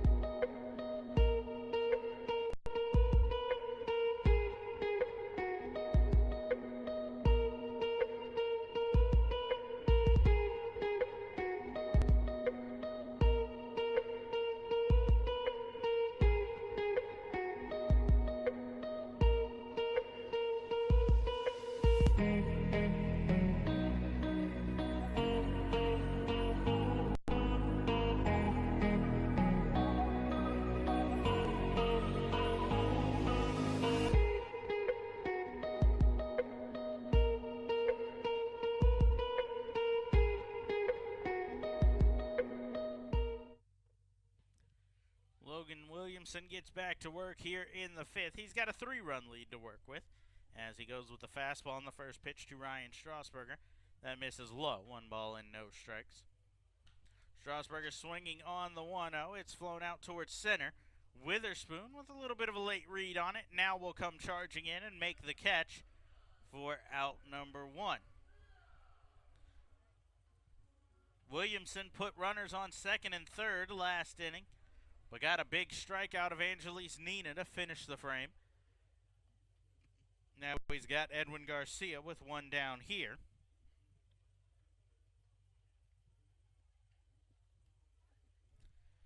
First pitch to Garcia. Fastball misses high and away. 1 ball and no strikes. If you're just joining us at the top of the broadcast, we announced Edwin Garcia, a late addition to the Atlantic League All-Star teams. He'll represent the Blue Crabs in the Freedom Division squad coming up this upcoming Wednesday in Long Island. 2 balls and no strikes, the count to the shortstop. As Williamson kicks and delivers. Garcia back up the middle. That's going to get through into center field. And Edwin Garcia has his first hit of the series. A 1-out single will bring in Craig Maddox. Maddox 0 for 2, a fly out and a ground out. He was 1 for 3 in last night's game. Had a big day 2 days ago, though, in the series finale win over the Somerset Patriots. Maddox picked up 4 RBIs in that game. Him and Teodoro Martinez each picked up 4 RBIs in that one. They were responsible for all 8 of the Blue Crabs' runs. Maddox with a ground ball to short. Dent bobbles, now fields and flips to second, on to first, not in time, as what was a tailor-made double play will turn into just 1 out. If you could assess errors on double plays, you would give one to Dent there, but because they got 1 out and you can't assume the double play, no error will be charged. That was a no doubt 6-4-3 until it kicked off the heel of Dent's glove.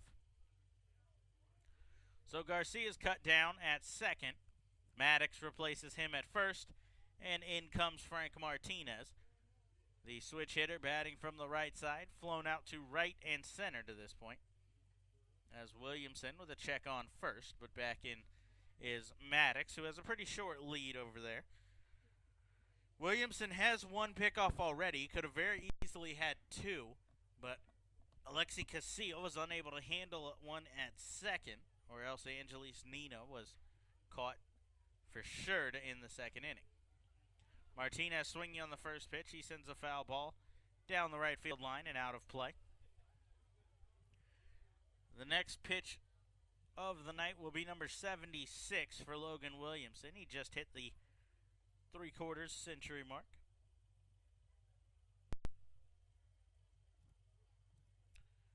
Coming set for the 0-1 is Williamson. Staring down Maddox at first. Now kicks and delivers. Ground ball to short. Dent bobbles again, but recovers again and flips to second. Another 6-4 fielder's choice, and that will end the inning for the Revolution. Williamson allows no runs on one hit, no errors, one man left on base. And we will head to the 6th inning with a 4-1 Revolution lead, and Zach Wilson leading things off against Brett Marshall when we return to the Blue Crabs Broadcast Network. The Atlantic League's biggest stars are coming to Long Island this summer. See them all on Wednesday, July 11th at the 2018 Atlantic League All-Star Game, presented by Good Samaritan Hospital Medical Center. The top players from the Liberty and Freedom divisions will take the field for the Midsummer Classic, as well as the pregame Dig Me Home Run Derby. Following the game, all fans in attendance will enjoy the biggest fireworks spectacular of the season. Get your tickets for the 2018 All-Star Game today by visiting liducks.com/All-Star or calling 631-940-TIXX. This is Austin Green from the Southern Maryland Blue Crabs. Join us every Tuesday home game as we turn 2 with our new Double Play Tuesdays. These nights, tickets are buy one, get one free in the box office, as well as BOGO on select items at the concession stands. For more information or to get tickets today, please visit us online at somdbluecrabs.com or call us at 301-638-9788.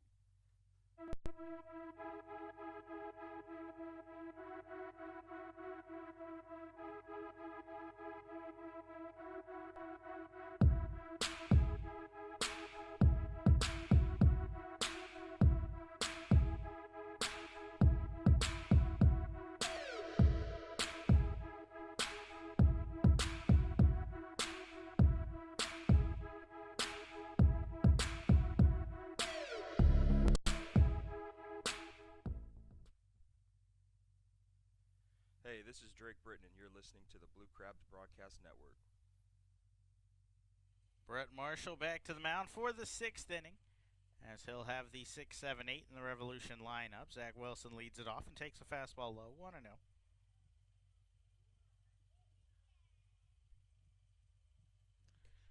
A fastball misses high, 2-0 goes the count to Wilson. He's walked and grounded out on the night. Scored a run in the 2nd inning. He came across on the balk from Marshall. The 2-0 misses low. 3 balls and no strikes.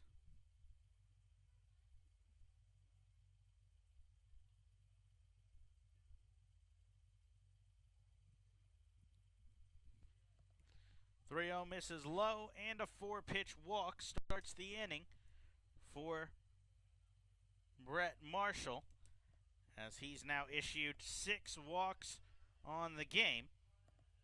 That is ties him for the highest total of walks in a single game for a Blue Crab starter this year. And now his pitch count getting up there very quickly. It sits at 92 with a runner on first, nobody out, and Ryan Dent coming up to bat, who's grounded out and flown out to this point. Breaking ball, a called strike, 0-1.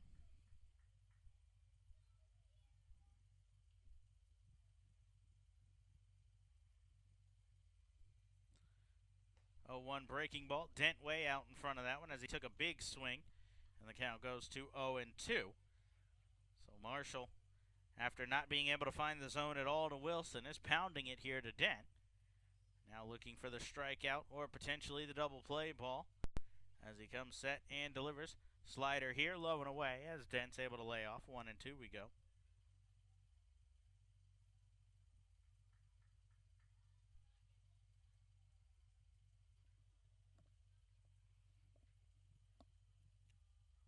Marshall kicks and delivers another slider. This one swung on and missed, and Ryan Dent is retired on strikes.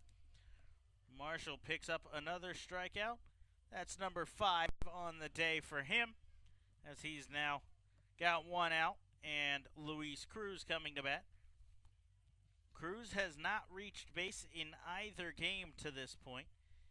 He's 0 for 6. He was the only Revolution batter to not reach base in last night's game. He went 0 for 4 with 3 strikeouts in that matchup. As he lays off the first pitch of this foul tips it. 0-1 we go.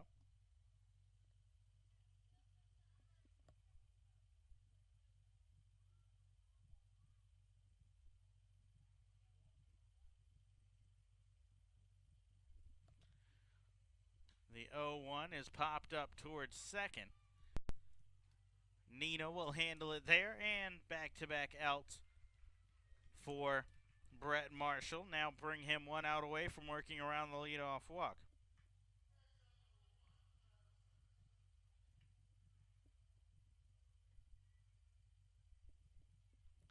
Travis Witherspoon, the number 9 hitter, will come up. He's 0 for 1 with a walk to this point.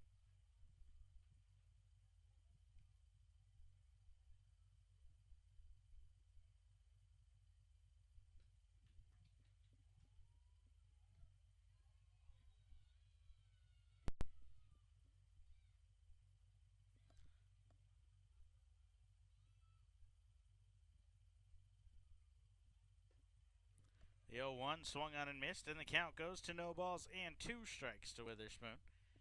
Wilson still stuck on first after the leadoff walk.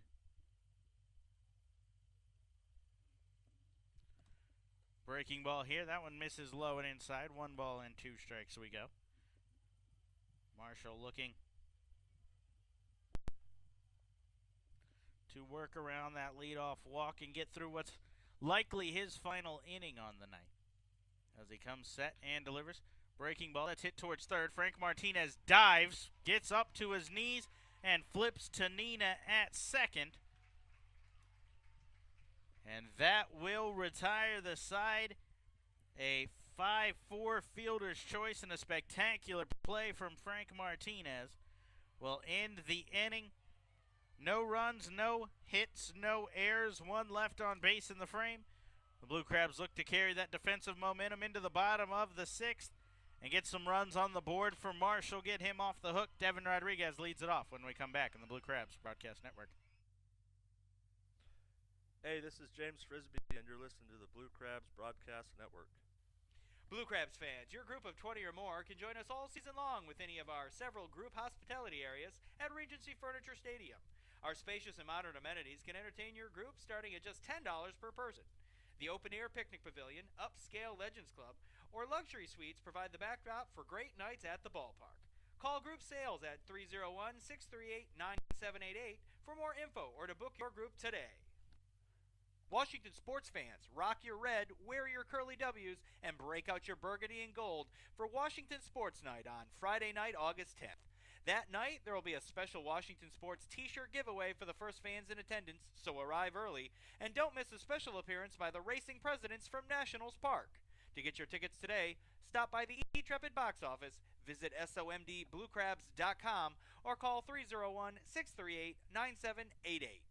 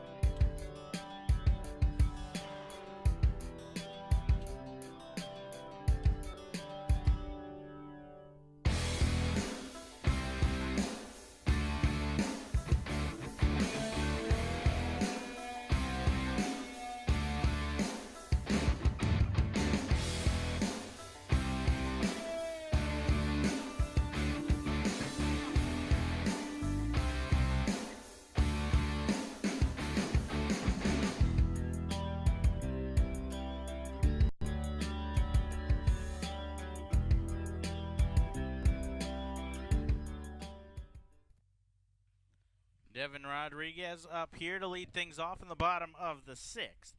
As Logan Williamson back on the mound, delivers a first pitch fastball, low and away. 1 ball and no strikes. Time called here as the ball has come in from the Blue Crabs bullpen. Rodriguez will field off behind the left-handed batter's box and flip back down.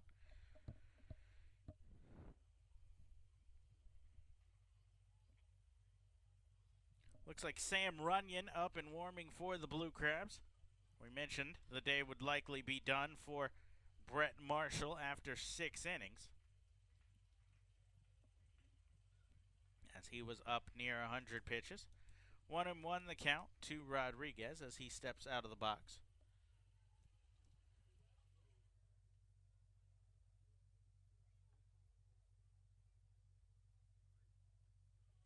Now Diggs back in. As a ground ball to second. And fielding it there, Castillo will flip on to Burgess for out number 1.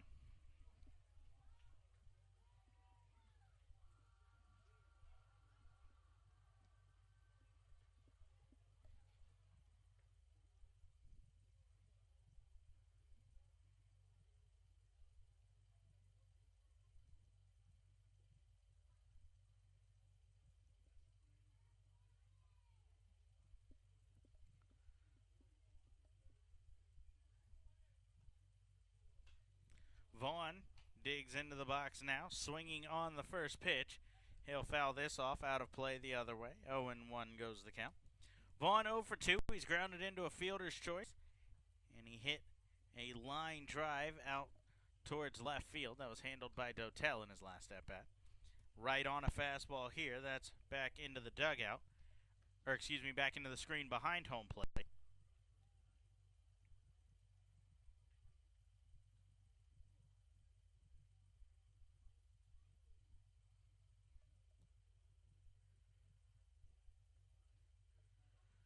Vaughn chops one foul.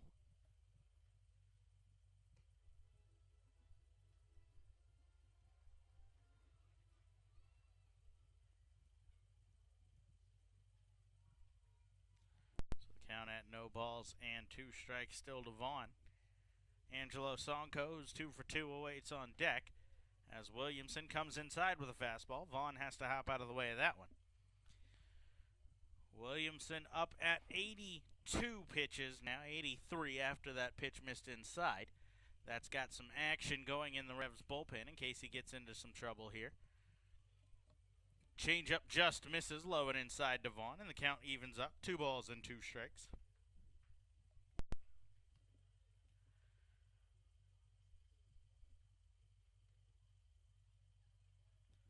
Two upcoming. A check swing from Vaughn, but he puts it into play. A weak roller towards second. Casilla will field and fire on to first. Back-to-back 4-3 putouts have 2 down in the inning for Williamson.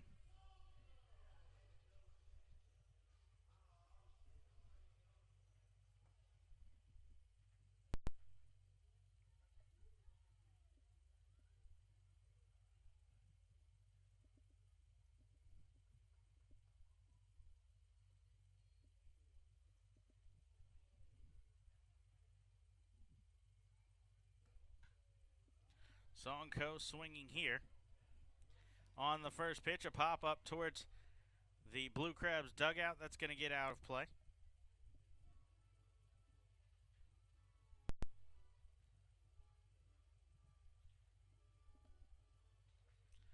So 0-1 goes the count on Sonko. He's got 2 hits tonight. The only Blue Crab with a multi-hit night to this point, as they have 5 on the day. His 2 singles, a single from Devin Rodriguez, 1 from Edwin Garcia, and a double from Nina.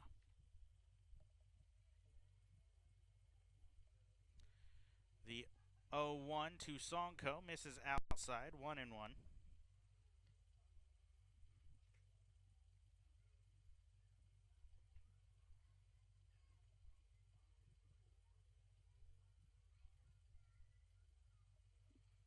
The 1-1 upcoming. Sonko rips one down the right field line. Mitchell's not going to get there. Sonko, a big round around first, but he'll throw the brakes on.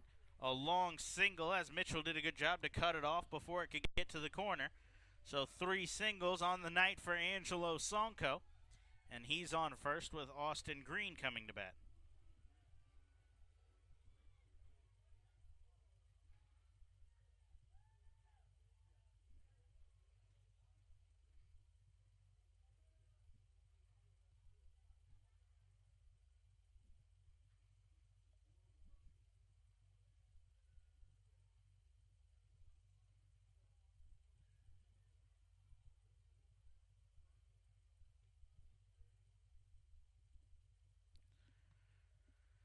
Williamson comes set for the first pitch to Green. Now kicks and delivers. Green right on that one, but fouls it back up over and out of play. 0-1. He just missed it there. Runyon is ready to go out in the bullpen.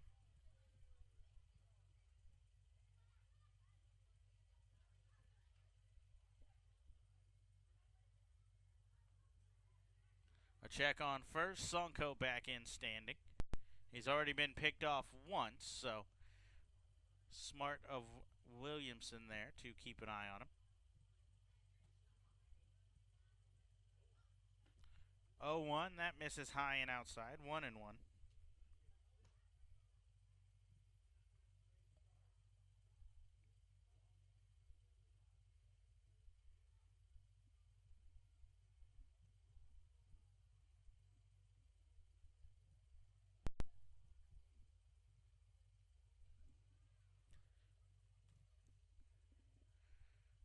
Green does have some pop in his bat.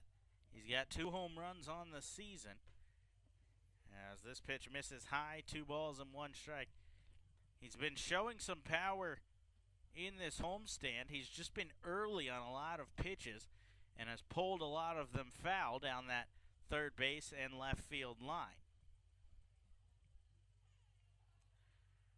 The 2-1 upcoming as a fastball misses inside, and the count goes to 3 balls and 1 strike. Time is called here as Williamson and Cruz will come together a bit. Looks like mostly Cruz, who just walked out towards the mound, but will now flip the ball back and head back behind the plate. 3 balls and 1 strike, the count to Austin Green. As coming set as Williamson kicks and delivers a ground ball to third. Wilson will handle a tricky hop there and flip the short way to second in time for the 5-4 fielder's choice to end the inning. So a 2-out hit for the Blue Crabs. No runs, 1 hit, no errors, 1 left on base in the inning. We'll head to the 7th. Top of the order coming up, Sam Runyon, the all-star reliever, will come on when we return to the Blue Crabs Broadcast Network. Blue Crabs fans, every season we can't do it without you, so on Sunday, September 16th for the regular season finale, it's Fan Appreciation Day. This night will feature a special t-shirt giveaway, as well as a pre-game team autograph session and post-game Kids Run the Bases. Stop by the Regency Furniture Stadium box office, call 301-638-9788, or visit somdbluecrabs.com today to get your tickets. Hey kids, are you ready to be a superhero? Join us September 1st for Superhero Night, presented by Pump It Up of Waldorf. This night you will receive your very own superhero cape to help Pinch and the Blue Crabs defeat the Road Warriors. The night will also feature a post-game fireworks spectacular. Get your tickets today at somdbluecrabs.com or call us at 301-638-9788.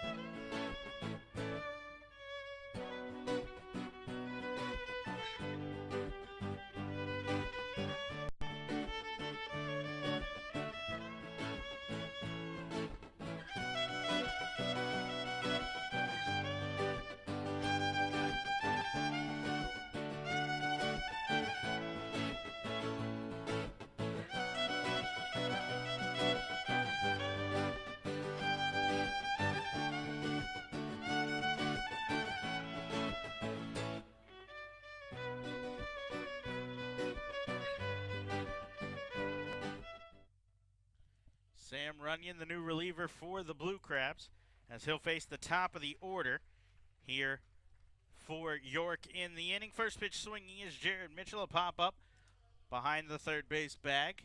Edwin Garcia is drifting over, and the shortstop will call for it and make the catch for out number 1. Final line for Brett Marshall. He's going to get credited with a quality start. 6 innings, 3 hits, 4 runs, but only 3 earned. So he meets the minimum criteria for that quality start. He walked 6 and struck out 5. As taking the first pitch here is Alexi Castillo, 1-0. He'll turn things over to one of the best relievers in the Atlantic League to this point in the season, as Runyon voted to his first career All-Star game. He's 0-3 with a 2.64 ERA, as he kicks and delivers a fastball for a called strike. 37 strikeouts in 30 and 2/3 innings for Sam Runyon, second highest strikeout total among Atlantic League relievers. He was absolutely dominant the end of May and beginning of June. He did not allow a run, as Casilla squares to bunt, now pulls back, and the curveball misses low, 2-1. He did not allow a run from his outing on May 19th until his outing on June 28th. That spanned 18 appearances for Runyon and went over a month. However, since then, as the 2-1 is right there for a called strike, 2-2, Runyon has struggled. He allowed 2 runs against the Road Warriors on June 28th, then got a scoreless appearance in there, and in his last 2 outings has allowed 5 runs in an inning and 2/3, including 4 runs in 2/3 of an inning against Somerset, in which he took the loss. A 2-2 breaking ball is laced into shallow right field, as Casilla is aboard with a 1-out hit. If you notice anything different about Sam Runyon, he cut off the long flowing hair after that outing against the Road Warriors. Decided he wanted to change things up, so the hair is gone, and now Runyon will look to get back to his scoreless ways.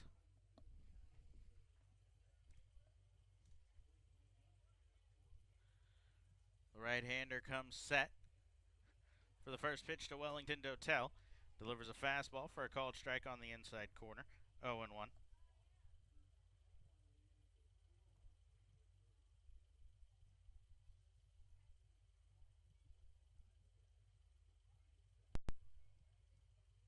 Runyon spins and checks on first, but back in safely is Dotel.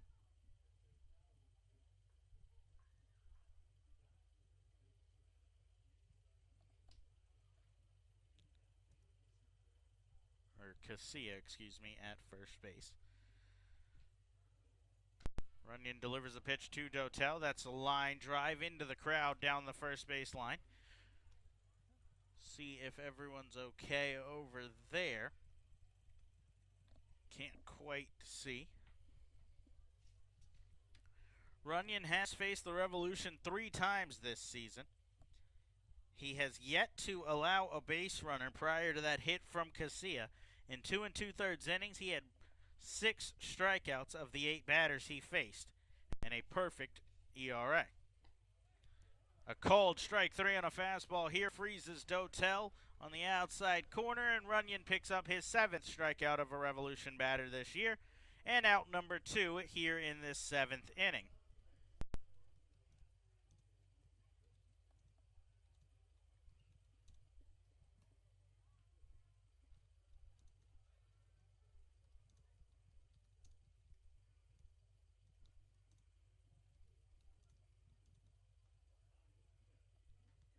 Runyon ready now to face Melky Mesa, who's 0 for 3 and fouls off the first pitch. Mesa has struck out in his last 2 at-bats after flying out.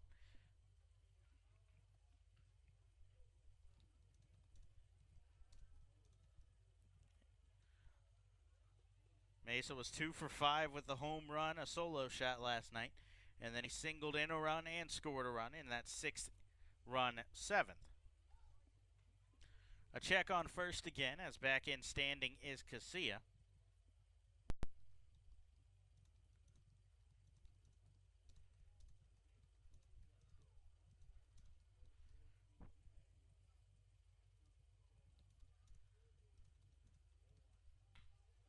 A Chopper to short, Garcia fields.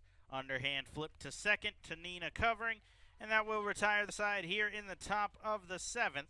Runyon works around the one-out hit, and the fielder's choice will finish things. No runs on one hit, no errors, one left on base. We'll head to the 7th inning stretch. Blue Crabs trail by 3 when we return. You'll see Angelise Nina on the Blue Crabs Broadcast Network. Dr. Milu and the courteous and professional staff at Cancer and Blood Disorders Treatment Center in Waldorf want you to know that for cases of cancer and blood disorders such as anemia, leukemia, and lymphoma, you don't have to travel all the way to D.C. or Baltimore to get high-quality, compassionate care close to home. Established in 1995, Cancer and Blood Disorders Treatment Center offers expertise, experience, and the highest standards needed for successful treatment of cancer and blood disorders. Dr. Milu is excited to be a part of the Blue Crabs family as the new sponsor of the Silver Sluggers program and games for the 2017 season. For more information or to schedule a consultation, call 301-638-1007 or visit cancerandblooddisorderscenter.com. This is Devin Rodriguez from the Southern Maryland Blue Crabs. Join us every Tuesday home game as we turn to with our new Double Play Tuesdays. These nights, tickets are buy one, get one free in the box office, as well as buy one, get one on select items at the concession stands. For more information or to get tickets today, please visit us online at somdbluecrabs.com or call us at 301-638-9788.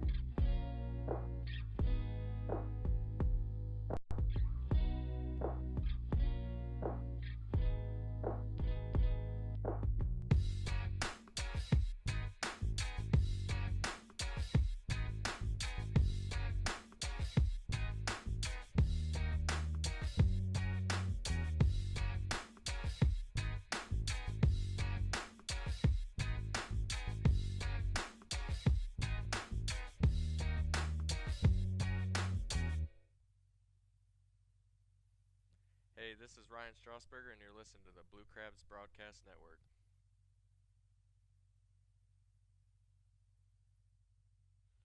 (9-1-2) due up for the Blue Crabs here in the bottom of the 7th. They trail 4-1 as a new reliever is on for the York Revolution. First pitch from the right-hander misses outside. 1 ball and no strikes. Fastball, that's sent right back up the middle past the diving glove of Alexi Casilla and into center field for a leadoff single.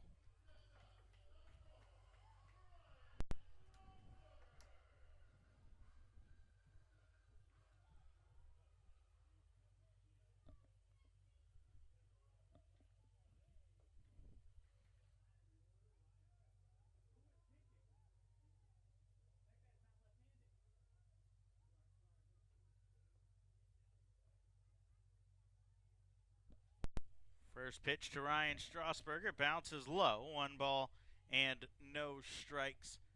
The count here to the Blue Crabs leadoff hitter. Nina's aboard with his second hit of the day. His 8th multi-hit game. He's off on the pitch, a ground ball to third.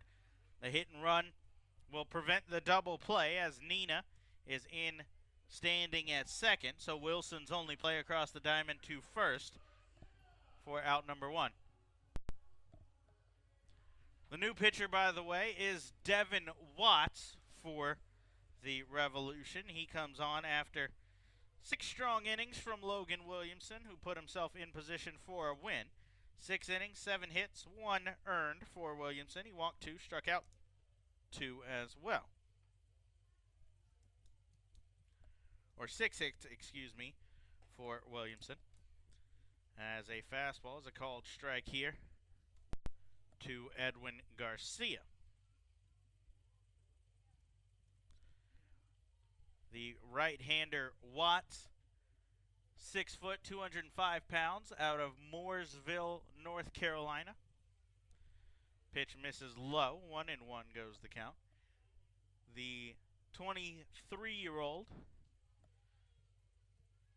is making his 7th appearance for York on the season. Yet to factor in a decision, a 2.34 ERA. Garcia swinging here, fouls this one off as the count goes to 1 ball and 2 strikes. Watts was a 17th round pick of the Atlanta Braves in 2016 out of Tusculum College in Greenville, Tennessee. He pitched for the Braves to start this year as a pitch goes well up and into Garcia. That's going to get by the catcher. Garcia was able to get out of the way, and Nina will advance to third on the wild pitch. That was very nearly a shot to the head of Edwin Garcia, but he was able to get out of the way. Watts had a fantastic debut season for the Braves in 2016, pitching between Danville and Rome, the rookie and low A, affiliates of the Braves. He went 3-1 with an 0.76 ERA, allowing just 2 earned runs in 23 2/3 innings. 2-2 slider is swung on and missed, and down on strikes goes Garcia for out number 2. Watts in his second year pitched in high A for the Florida Fire Frogs and then got called up to Double A for the Mississippi Braves, 1-2 with a 2.15 ERA and 39 relief appearances. And then in 2018, he went 1-2 with a 6.23 ERA between high A and Double A. That led to his release and now his signing with York, where he's been effective to this point as he gets a fastball call for a called strike. 0-1 goes the count to Craig Maddox. Watts has 7 strikeouts in 7 2/3 innings coming into play. He's allowed 2 runs on 7 hits and 4 walks to this point as Maddox fouls this one off. 0-2 we go.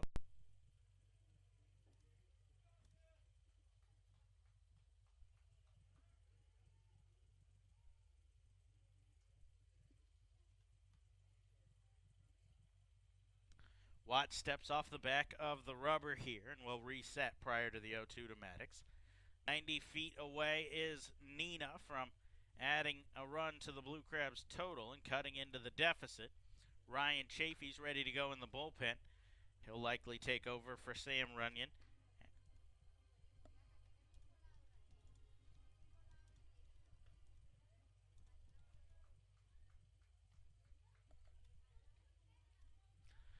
After the 0-2 foul ball, Maddox will resettle into the left-handed batter's box, looking for a big 2-strike, 2-out hit. Here is Maddox as he well behind a fastball here, but able to get a piece of it and send it foul down the third baseline.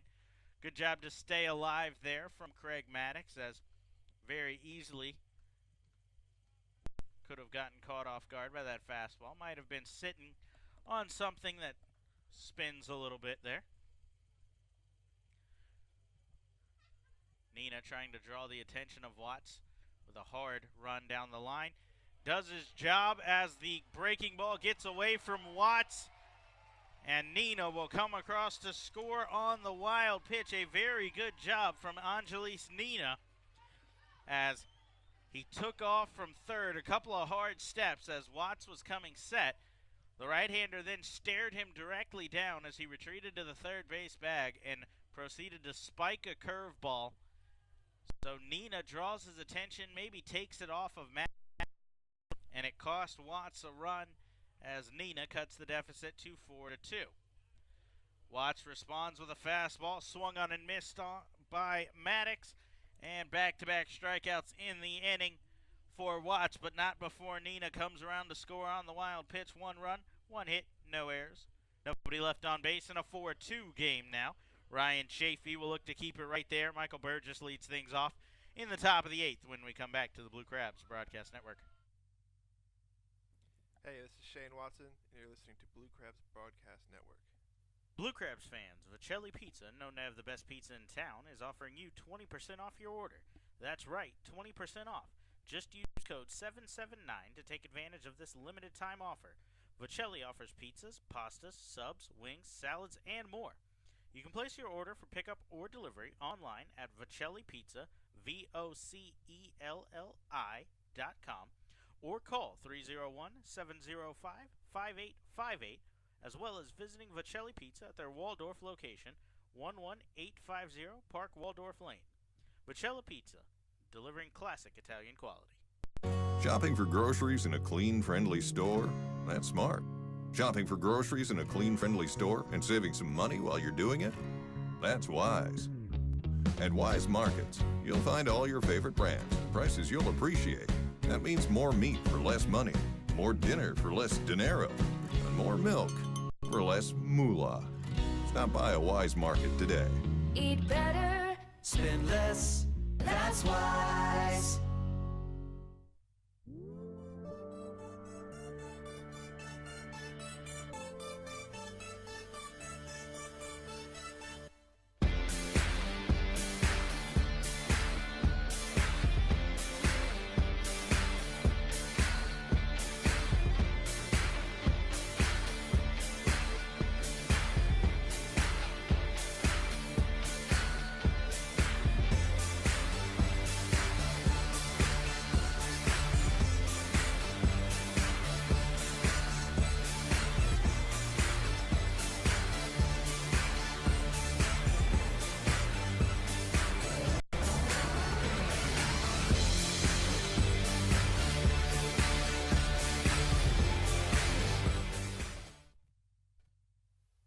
This is Craig Stem, and you're listening to the Blue Crabs Broadcast Network. Ryan Chafee, the new pitcher, on for the Blue Crabs here, as he'll face the 5-6-7. A first pitch fastball for a called strike to Michael Burgess, as now Chafee comes back with a breaking ball that swung on and rolled towards Nina at second. He'll field and flip on to first for the first out of the inning. Chafee, the second reliever, on after quality start from Brett Marshall. Sam Runyon allowed 1 hit in a scoreless 7th. He picked up a strikeout in the inning as well. Now Chafee will make his league-high 35th appearance.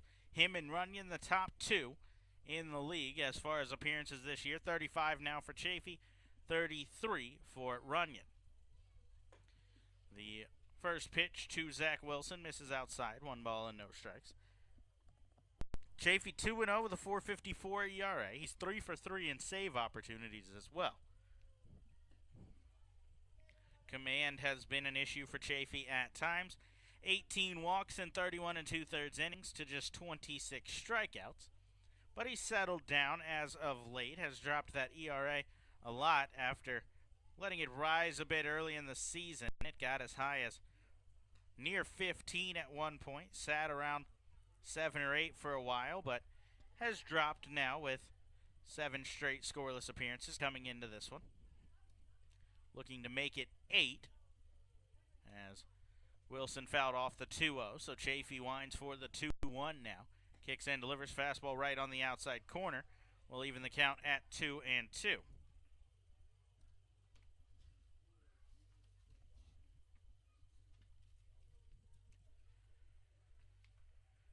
Chafee making his 5th appearance against York as Wilson sends one back up the middle. That's going to get through into center field.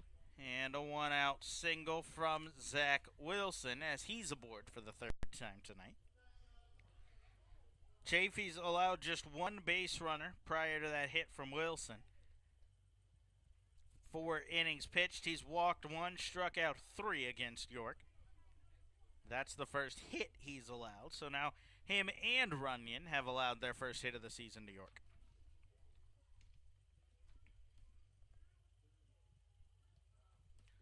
Looking for a double play ball is Chafee as he goes to the stretch, sets and delivers.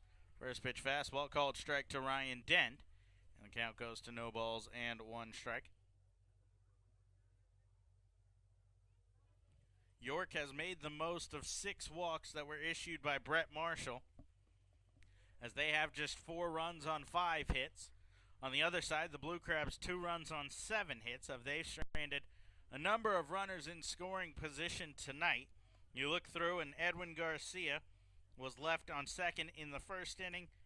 Angelis Nina left on second in the 2nd inning. Runners left on 2nd and 3rd in the 4th as Chafee picks up a strikeout here. Dent swinging over a breaking ball there, and Chafee has 2 down in the inning. But 2 runners left in scoring position in the 4th. Nina was in danger of that before he took matters into his own hands and was able to force a wild pitch from Devin Watts to score last inning. 2 down now for Chafee as Luis Cruz digs in, 0 for 3 with a ground out and 2 pop-outs on the day as Chafee delivers a curveball for a called strike on the inside corner. That one snapped right back from the head of Cruz to the inside corner. Fastball misses outside, and the count evens up 1 ball and 1 strike.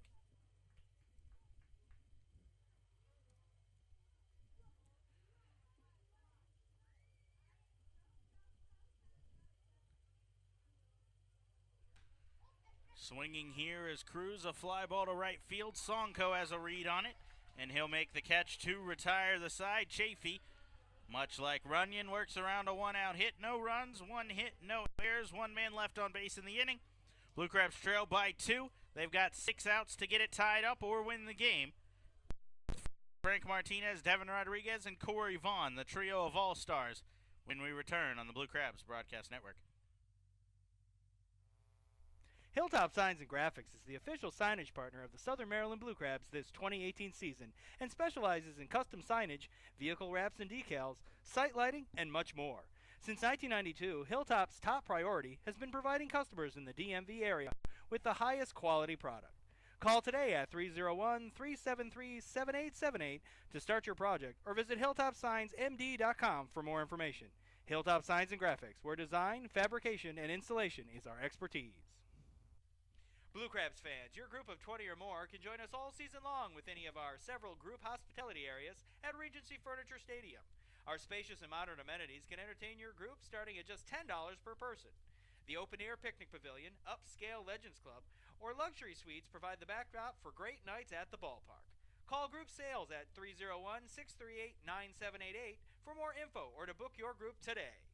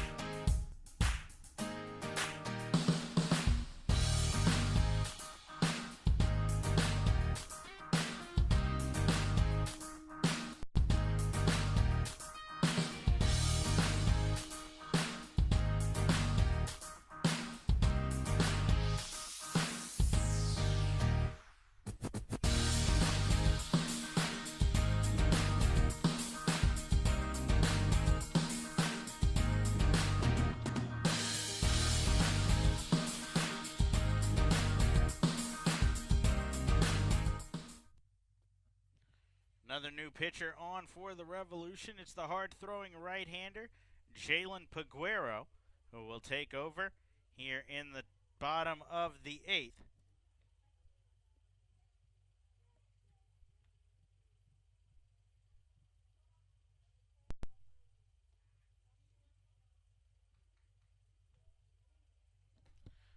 The 1-0 is swung on and missed, and the count goes to 1 ball and 1 strike to Martinez.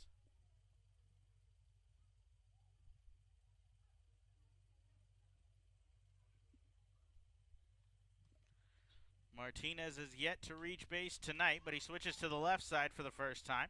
Sends a fly ball out to left as Dotel is tracing into the left center field gap and will make the catch for out number 1.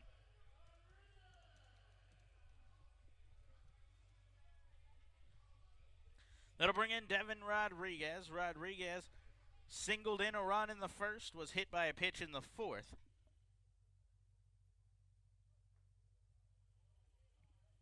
Cody Epley is up and throwing in the Blue Crabs bullpen. The closer will likely be tasked with the 9th inning.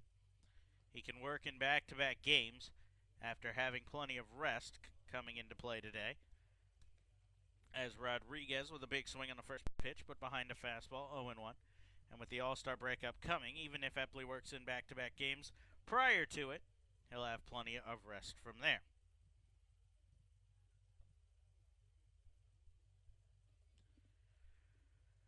Peguero kicks and delivers the 0-1. Rodriguez with a high fly ball to relatively deep center, but playable for Witherspoon as he'll take a couple of steps back and make the catch.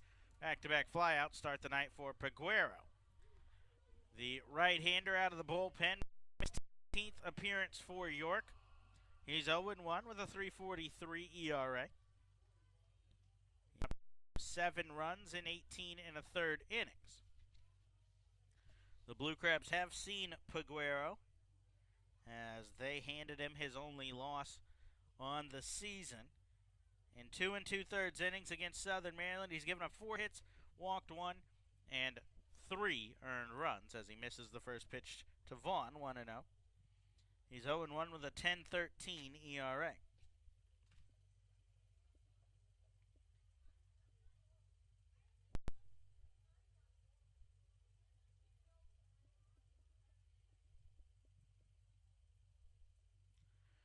Peguero works out of the windup. The right-hander, 6 foot, 185 pounds, out of the Dominican Republic.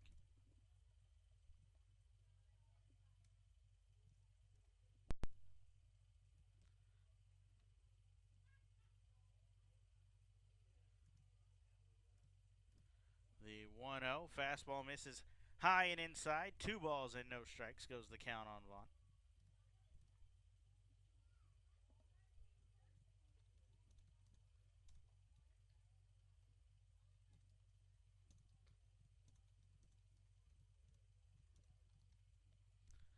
The 2-0 upcoming, a fastball high, and now 3 balls and no strikes to Vaughn.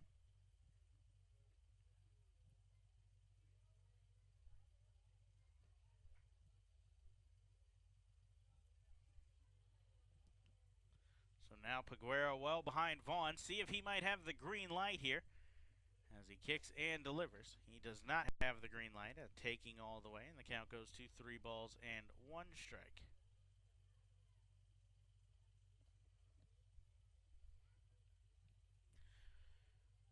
Likely be cutting it loose here will be Vaughn. Peguero provides plenty of power on his fastball. Vaughn, plenty of power in his bat as he fouls this one off. 3-2 right on it, but back into the netting.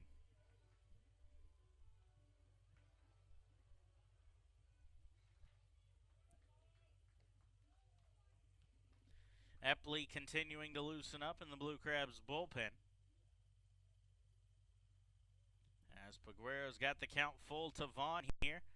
Angelo Sonko would be the tying run if Vaughn can reach base and extend this inning. Vaughn calls time here as Peguero and Cruz a little bit off. Peguero will walk towards his catcher. Not sure what that was about, but now we'll turn and head back to the mound.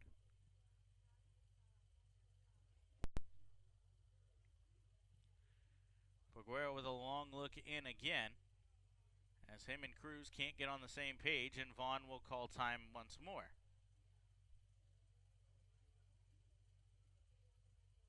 Now, Peguero will look at Alexi Casilla, who makes a motion with his hand. So strange here. Peguero can't seem to see the signs from Cruz. Now the payoff pitch finally upcoming. It's a changeup that misses inside. Peguero thought he had a strikeout, but instead, a walk to Vaughn will extend the inning, and that will bring Angelo Sonko to bat. Sonko is 3 for 3 with 3 singles on the game today. We've yet to see Sonko unleash the power that we know he possesses. We saw it last year for the Long Island Ducks with 24 home runs and an all-star appearance. To this point on the season, he's hitting .241 coming into play today with just 1 home run and 14 RBIs. If he can find a gap, Vaughn has great speed and runs the bases really well. He'll score easily. Ideally, Sonko unleashes some of that pop and ties this game with a long ball. He just missed a fastball there on the first pitch, so it's fouled back 0-1.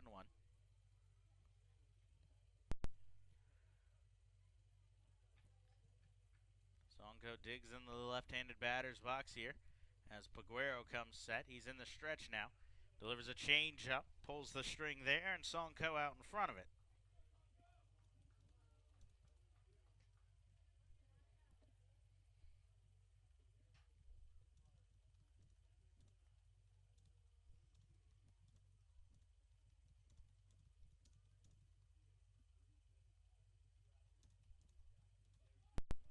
Runner off, the pitch misses low and away. Vaughn slides into second safely.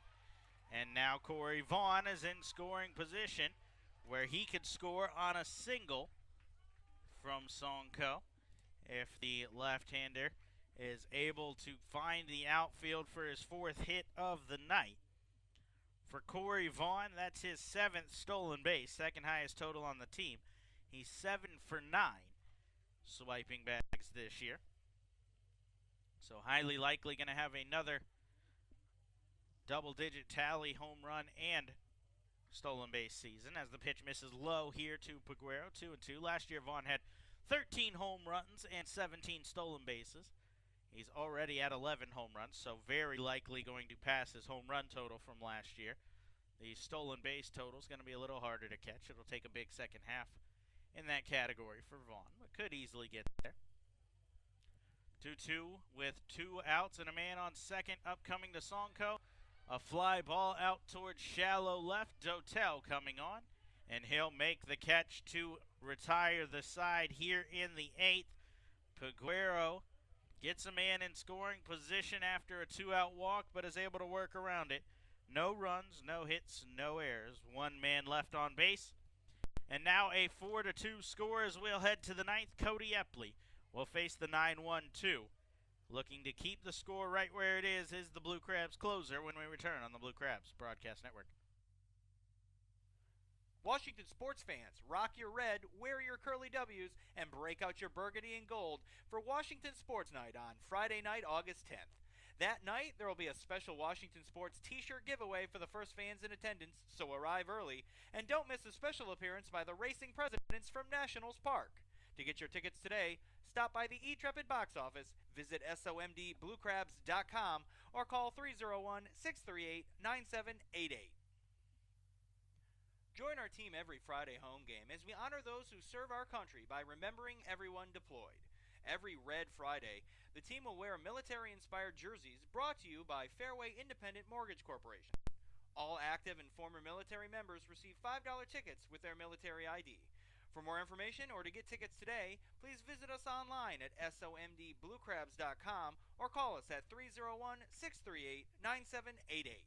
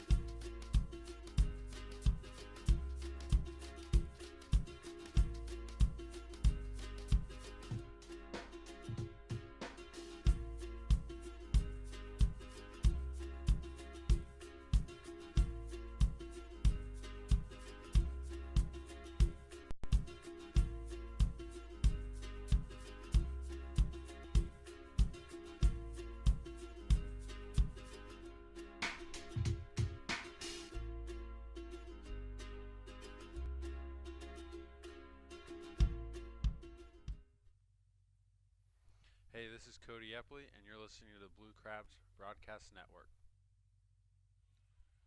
The Blue Crabs will send their closer, Cody Epley, to the mound for the top of the ninth. They trail 4-2, so Epley tasked with keeping it right there against the 9-1-2 of the Revolution lineup as his first pitch misses inside. 1 ball and no strikes goes the count to Travis Witherspoon. He squared the bunt but pulled back there. Epley has yet to allow an earned run in 13 appearances this season, as this one's fouled off. 1-1 goes the count. He's 6 for 7 in save opportunities, is Epley. He did blow 1 save. It was an unearned run in that game. He's allowed just 12 base runners, 10 hits and 2 walks in 13 innings, and has picked up 11 strikeouts to this point. As Epley sets for the 1-1, kicks and delivers. Fastball swung on and missed. 1-2 goes the count. Epley will not be returning to the All-Star game. The first time in his Atlantic League career he will not appear. He was left off the ballot after starting the year on the disabled list with an injured thumb. He didn't appear early in the season. Missed a little over a month, as this one misses inside 2-2.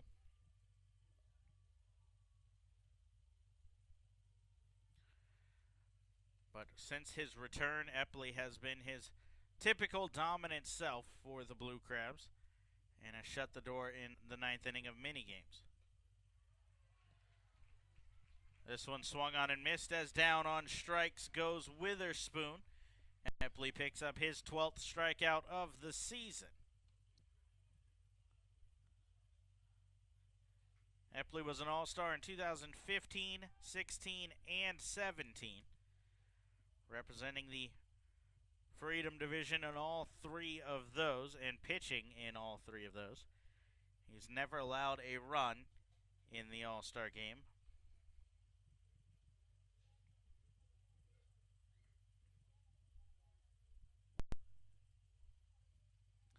Last season for Southern Maryland, he went 2-4 with a 2.42 ERA, 32 for 34 in save opportunities. As the first pitch misses to the leadoff hitter, Jared Mitchell. Mitchell's been on base 3 times. He's 1 for 2 with a pair of walks, a run scored after his leadoff single started the entire night. Chopper towards first here. Rodriguez will field. Epley was heading to the base, but Rodriguez will wave him off and take it to the base himself for the 3 unassisted. 2 up, 2 down here in the 9th. So Epley, staying to form, has Alexi Casilla coming up as he looks for a 1-2-3 inning. For Epley, this is just the second time he's faced York this season.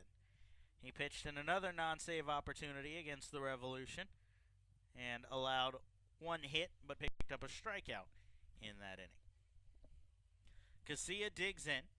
He's 1 for 3, a run scored and a walk in the game as well. Epley kicks and delivers. Sinking fastball on the inside corner, 0-1. Epley features that sinker, a slider, and a rare changeup. That sinking fastball that we just saw dips low and away from left-handed batters. Gets a lot of ground balls. As he goes with it here, Casilla squares to bunt and ends up pulling back. 1-1 goes the count. That'll bring Martinez in on the third base side now. He's just back behind the infield grass. As Epley steps off the rubber here prior to the 1-1. As Casilla just his batting gloves outside the left-handed batter's box. Casilla the only switch hitter on the Revolution lineup. Blue Crabs have just 2 switch hitters in Frank Martinez and Francisco Rosario. 1-1 right down the middle, and the count goes to 1 ball and 2 strikes. So Epley looking for the 1-2-3 inning if he can get Casilla here.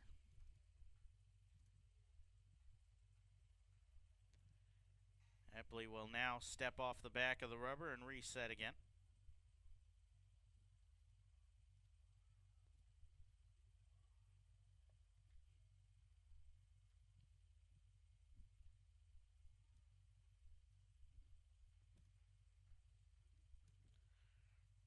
Epley ready now, kicks and delivers. That sinker misses low, and the count goes to 2 balls and 2 strikes on Casilla. Martinez has backed up at third base now, but knowing Casilla, he'll just as easily think about with 2 strikes, laying down a bunt. We've seen him with a softball sort of swing, a slap hit a couple of times this year as well. See what he does on the 2-2 from Epley. See if Epley goes to that slider at the back foot. He does go to the slider, but he lets it because he is able to get a piece of it, stay alive.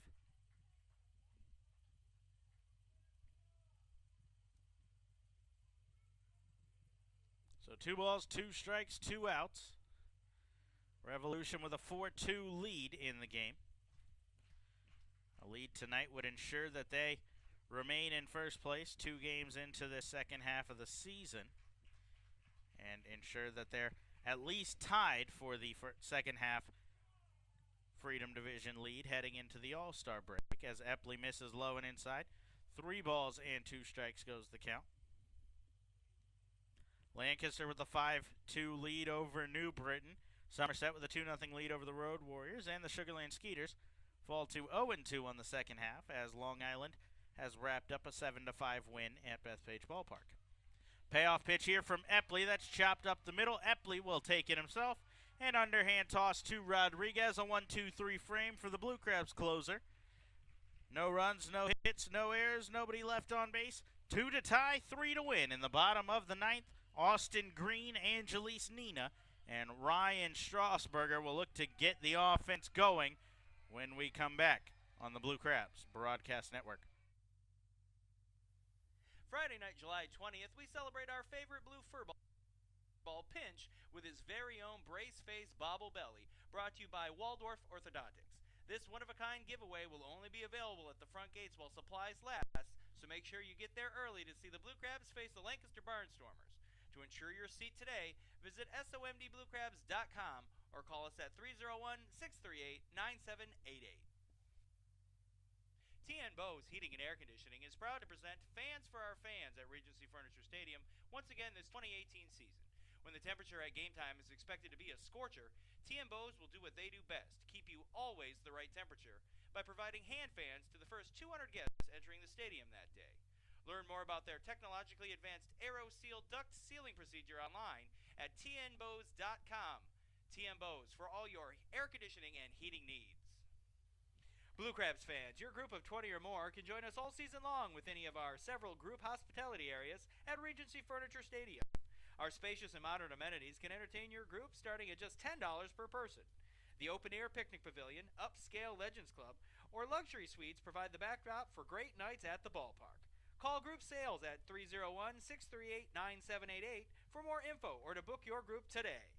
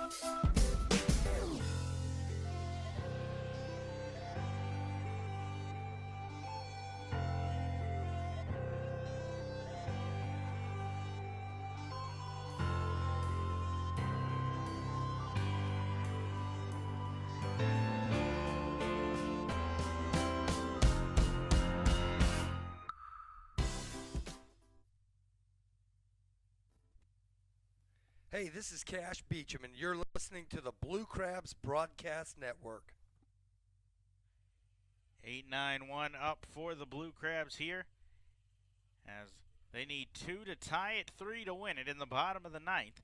and they'll have to do it against all-star closer Grant Sides, whose first pitch fastball misses high. 1 ball and no strikes. Sides voted to the All-Star game for the Revolution this season. The right-hander works out of the stretch, kicks and delivers. Fastball misses outside. 2 balls and no strikes. 6'4", 215 pounds, out of Northport, Alabama. Last season, he was 0-1 for York in 5 appearances, a 9 ERA, but has returned very, very strong in this 2018 campaign as he kicks and delivers. This one right there for a called strike, 2-1. He didn't start the season as the York closer. That went to Junior Rincon. But with his dominance early in the year, they had no choice but to turn it over to him. Through 16 appearances, he's 2-0 with an 0.51 ERA and 24 strikeouts in 17 innings. As Green fouls this one off, and the count evens up, 2 balls and 2 strikes. He's now taken over as the Revolution closer.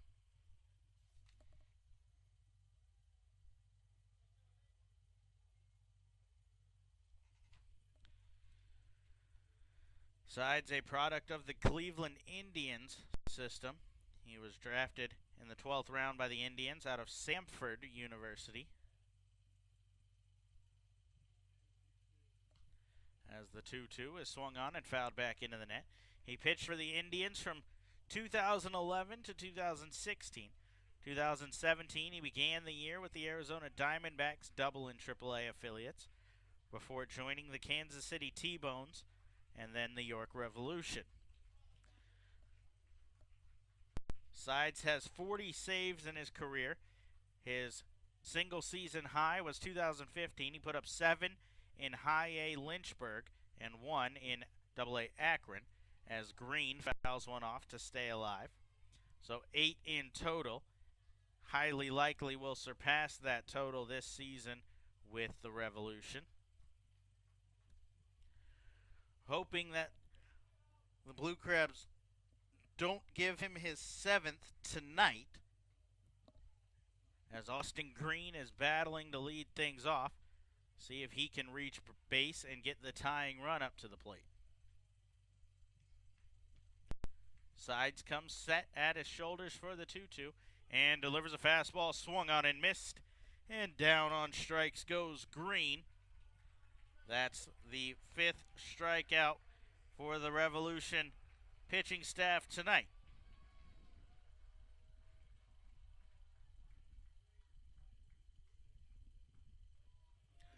So now Angelis Nino will come up to bat. Nino with a multi-hit effort tonight. A double, a single, and a run scored. He struck out in between those. So 2 for 3 is the Blue Crabs' second baseman. His 8th multi-hit game of the season. He'll look to reach base here. Ryan Strasburger has great power on deck as Nino with a big cut on a first pitch fastball. Falls a little bit off balance on that foul ball, and 0-1 we go.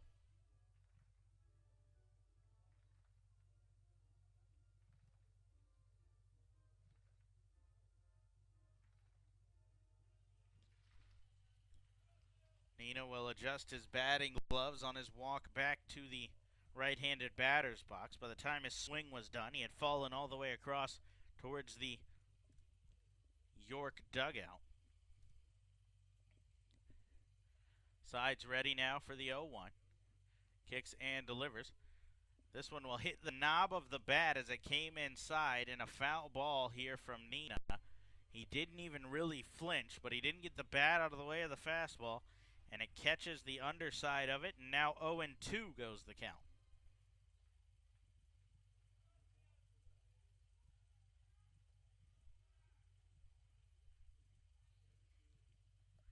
The outfield has Nina shifted to play the other way. The infield playing the right-handed batter straight up.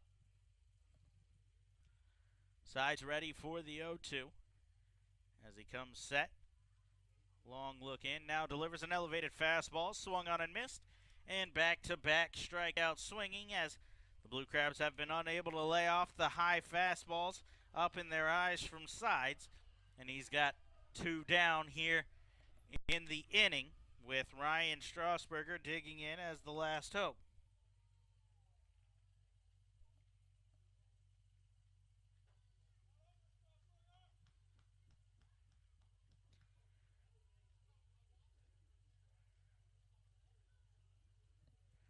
Strasburger digs in. Fastball misses high and inside. 1 ball and no strikes. Edwin Garcia awaits on deck. He would serve as the tying run if Strasburger can reach base.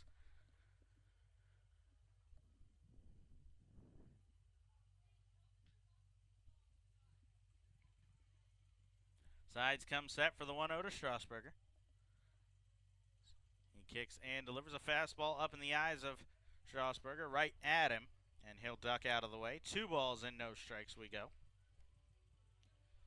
Strasburger trying to extend this game at least one more batter, give the Blue Crabs a chance to tie it up here in the inning.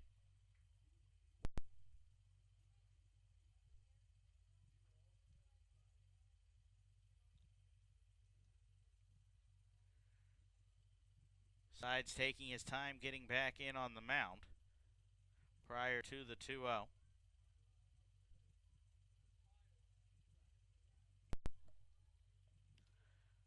Fastball misses high. 3 balls and no strikes we go. So Sides in danger of walking Strasburger. No doubt will not have the green light here. Sides can just get it over fastball. He does just that, as Strasburger was in fact taking all the way. And the count goes to 3-1.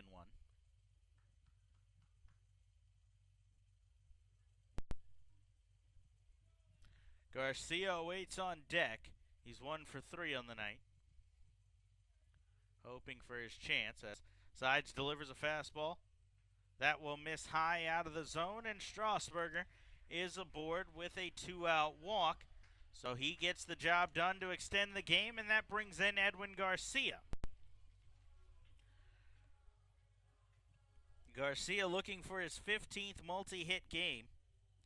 He has 2 home runs this season and 19 RBIs. But none of those 2 home runs have come here at home. They've both been on the road.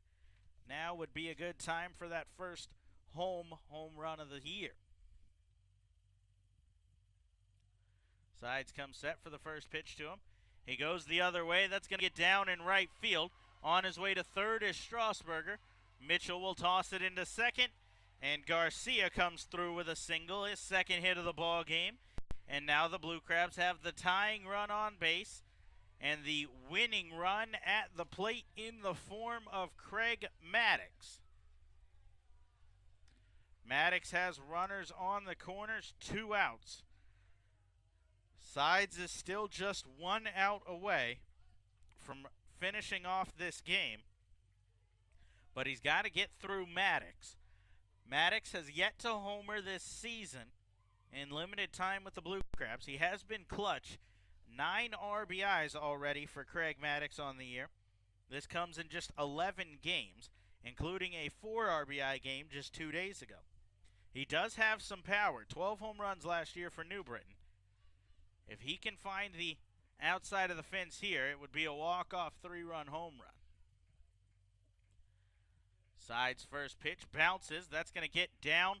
That'll allow Garcia to advance to second. And now the tying run is in scoring position with the wild pitch. So second and third, 2 outs. It'll just take a single from Maddox to tie the ball game here now. The Revolution do have a very athletic outfield, a very strong outfield when it comes to arms. I would say Mitchell is probably the strongest in right field, but Dotel and Witherspoon are not very far behind, if behind at all.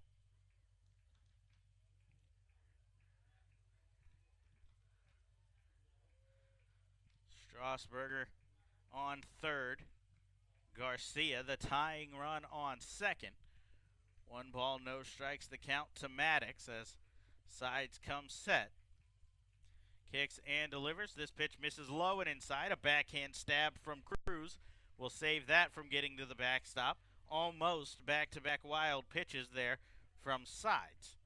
But instead, Cruz saves a run, and the count goes to 2-0.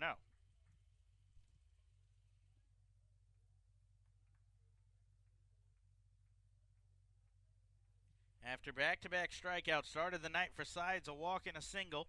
have the Blue Crabs ready to tie the game if Craig Maddox can get a hit. A check swing here.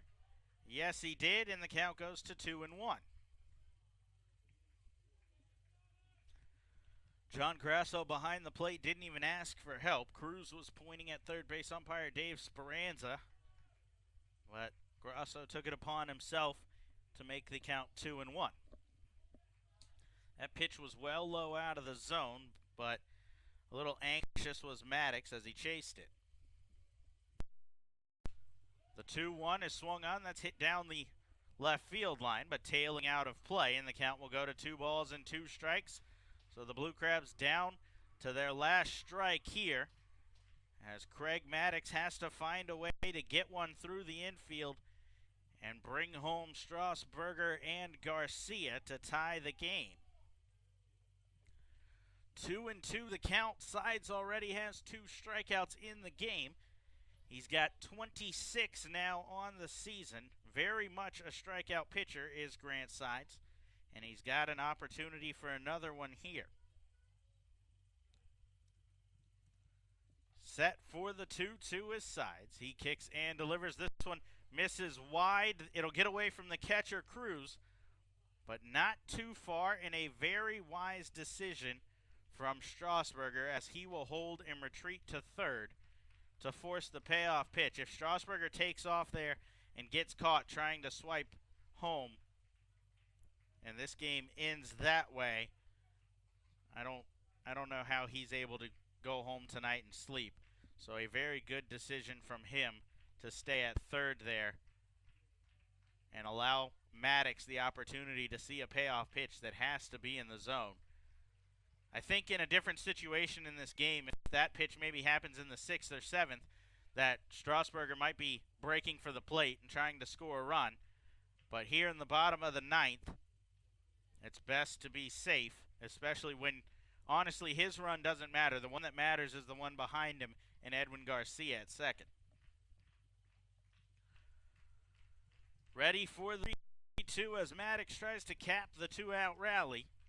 Sides kicks and delivers. A fastball is swung on and missed, and the ball game is over. York takes the 4-2 lead. Sides strikes out the side, but it got very dangerous there as a walk and a single mixed in with a wild pitch put runners on second and third with 2 outs in the inning. Maddox worked the count back full before finally Sides is able to retire him on strikes and finish off the ball game. Final score 4-2 in favor of the York Revolution. They now take the first 2 in this series and solidify themselves at least a tied for first heading into the All-Star break finish, as they'll sit in first place solo at least one more day. The win will go to Logan Williamson. Williamson will go on the season to 3-2. The loss goes to Brett Marshall. He'll drop to 2-2 on the year. The save goes to Grant Sides, as that's his 7th of the year. It was in question for a few, but he was able to make it happen for York. 4 runs on 5 hits, no errors. 2 runs on 8 hits, 1 error for the Blue Crabs. Again, final score 4-2 here. The series finale will come tomorrow, 2:05, a Sunday matinee. The Blue Crabs will send Casey Delgado to the mound, looking to head into the All-Star break on a win. Dominic Severino will head to the mound for the York Revolution, 4-4 with a 4.93 ERA on the year, is Severino. Again, that one at 2:05 tomorrow. That'll be the series finale. Andrew Banster will be back alongside me, and then we'll take a break and head to the All-Star break Monday through Thursday of next week. Again, 6 Blue Crabs voted to the All-Star game. There's still plenty of time to get tickets to that. It'll take place Wednesday, July 11th in Long Island. The Home Run Derby will be right before it. Corey Vaughn will likely represent the Blue Crabs in that. Very good potential for Vaughn to win that Home Run Derby and bring some hardware back home for the Blue Crabs. But first, one more game. The series finale tomorrow at 2:05. Severino versus Delgado. Blue Crabs look to end with a win. We'll bring it to you right here on the Blue Crabs Broadcast Network.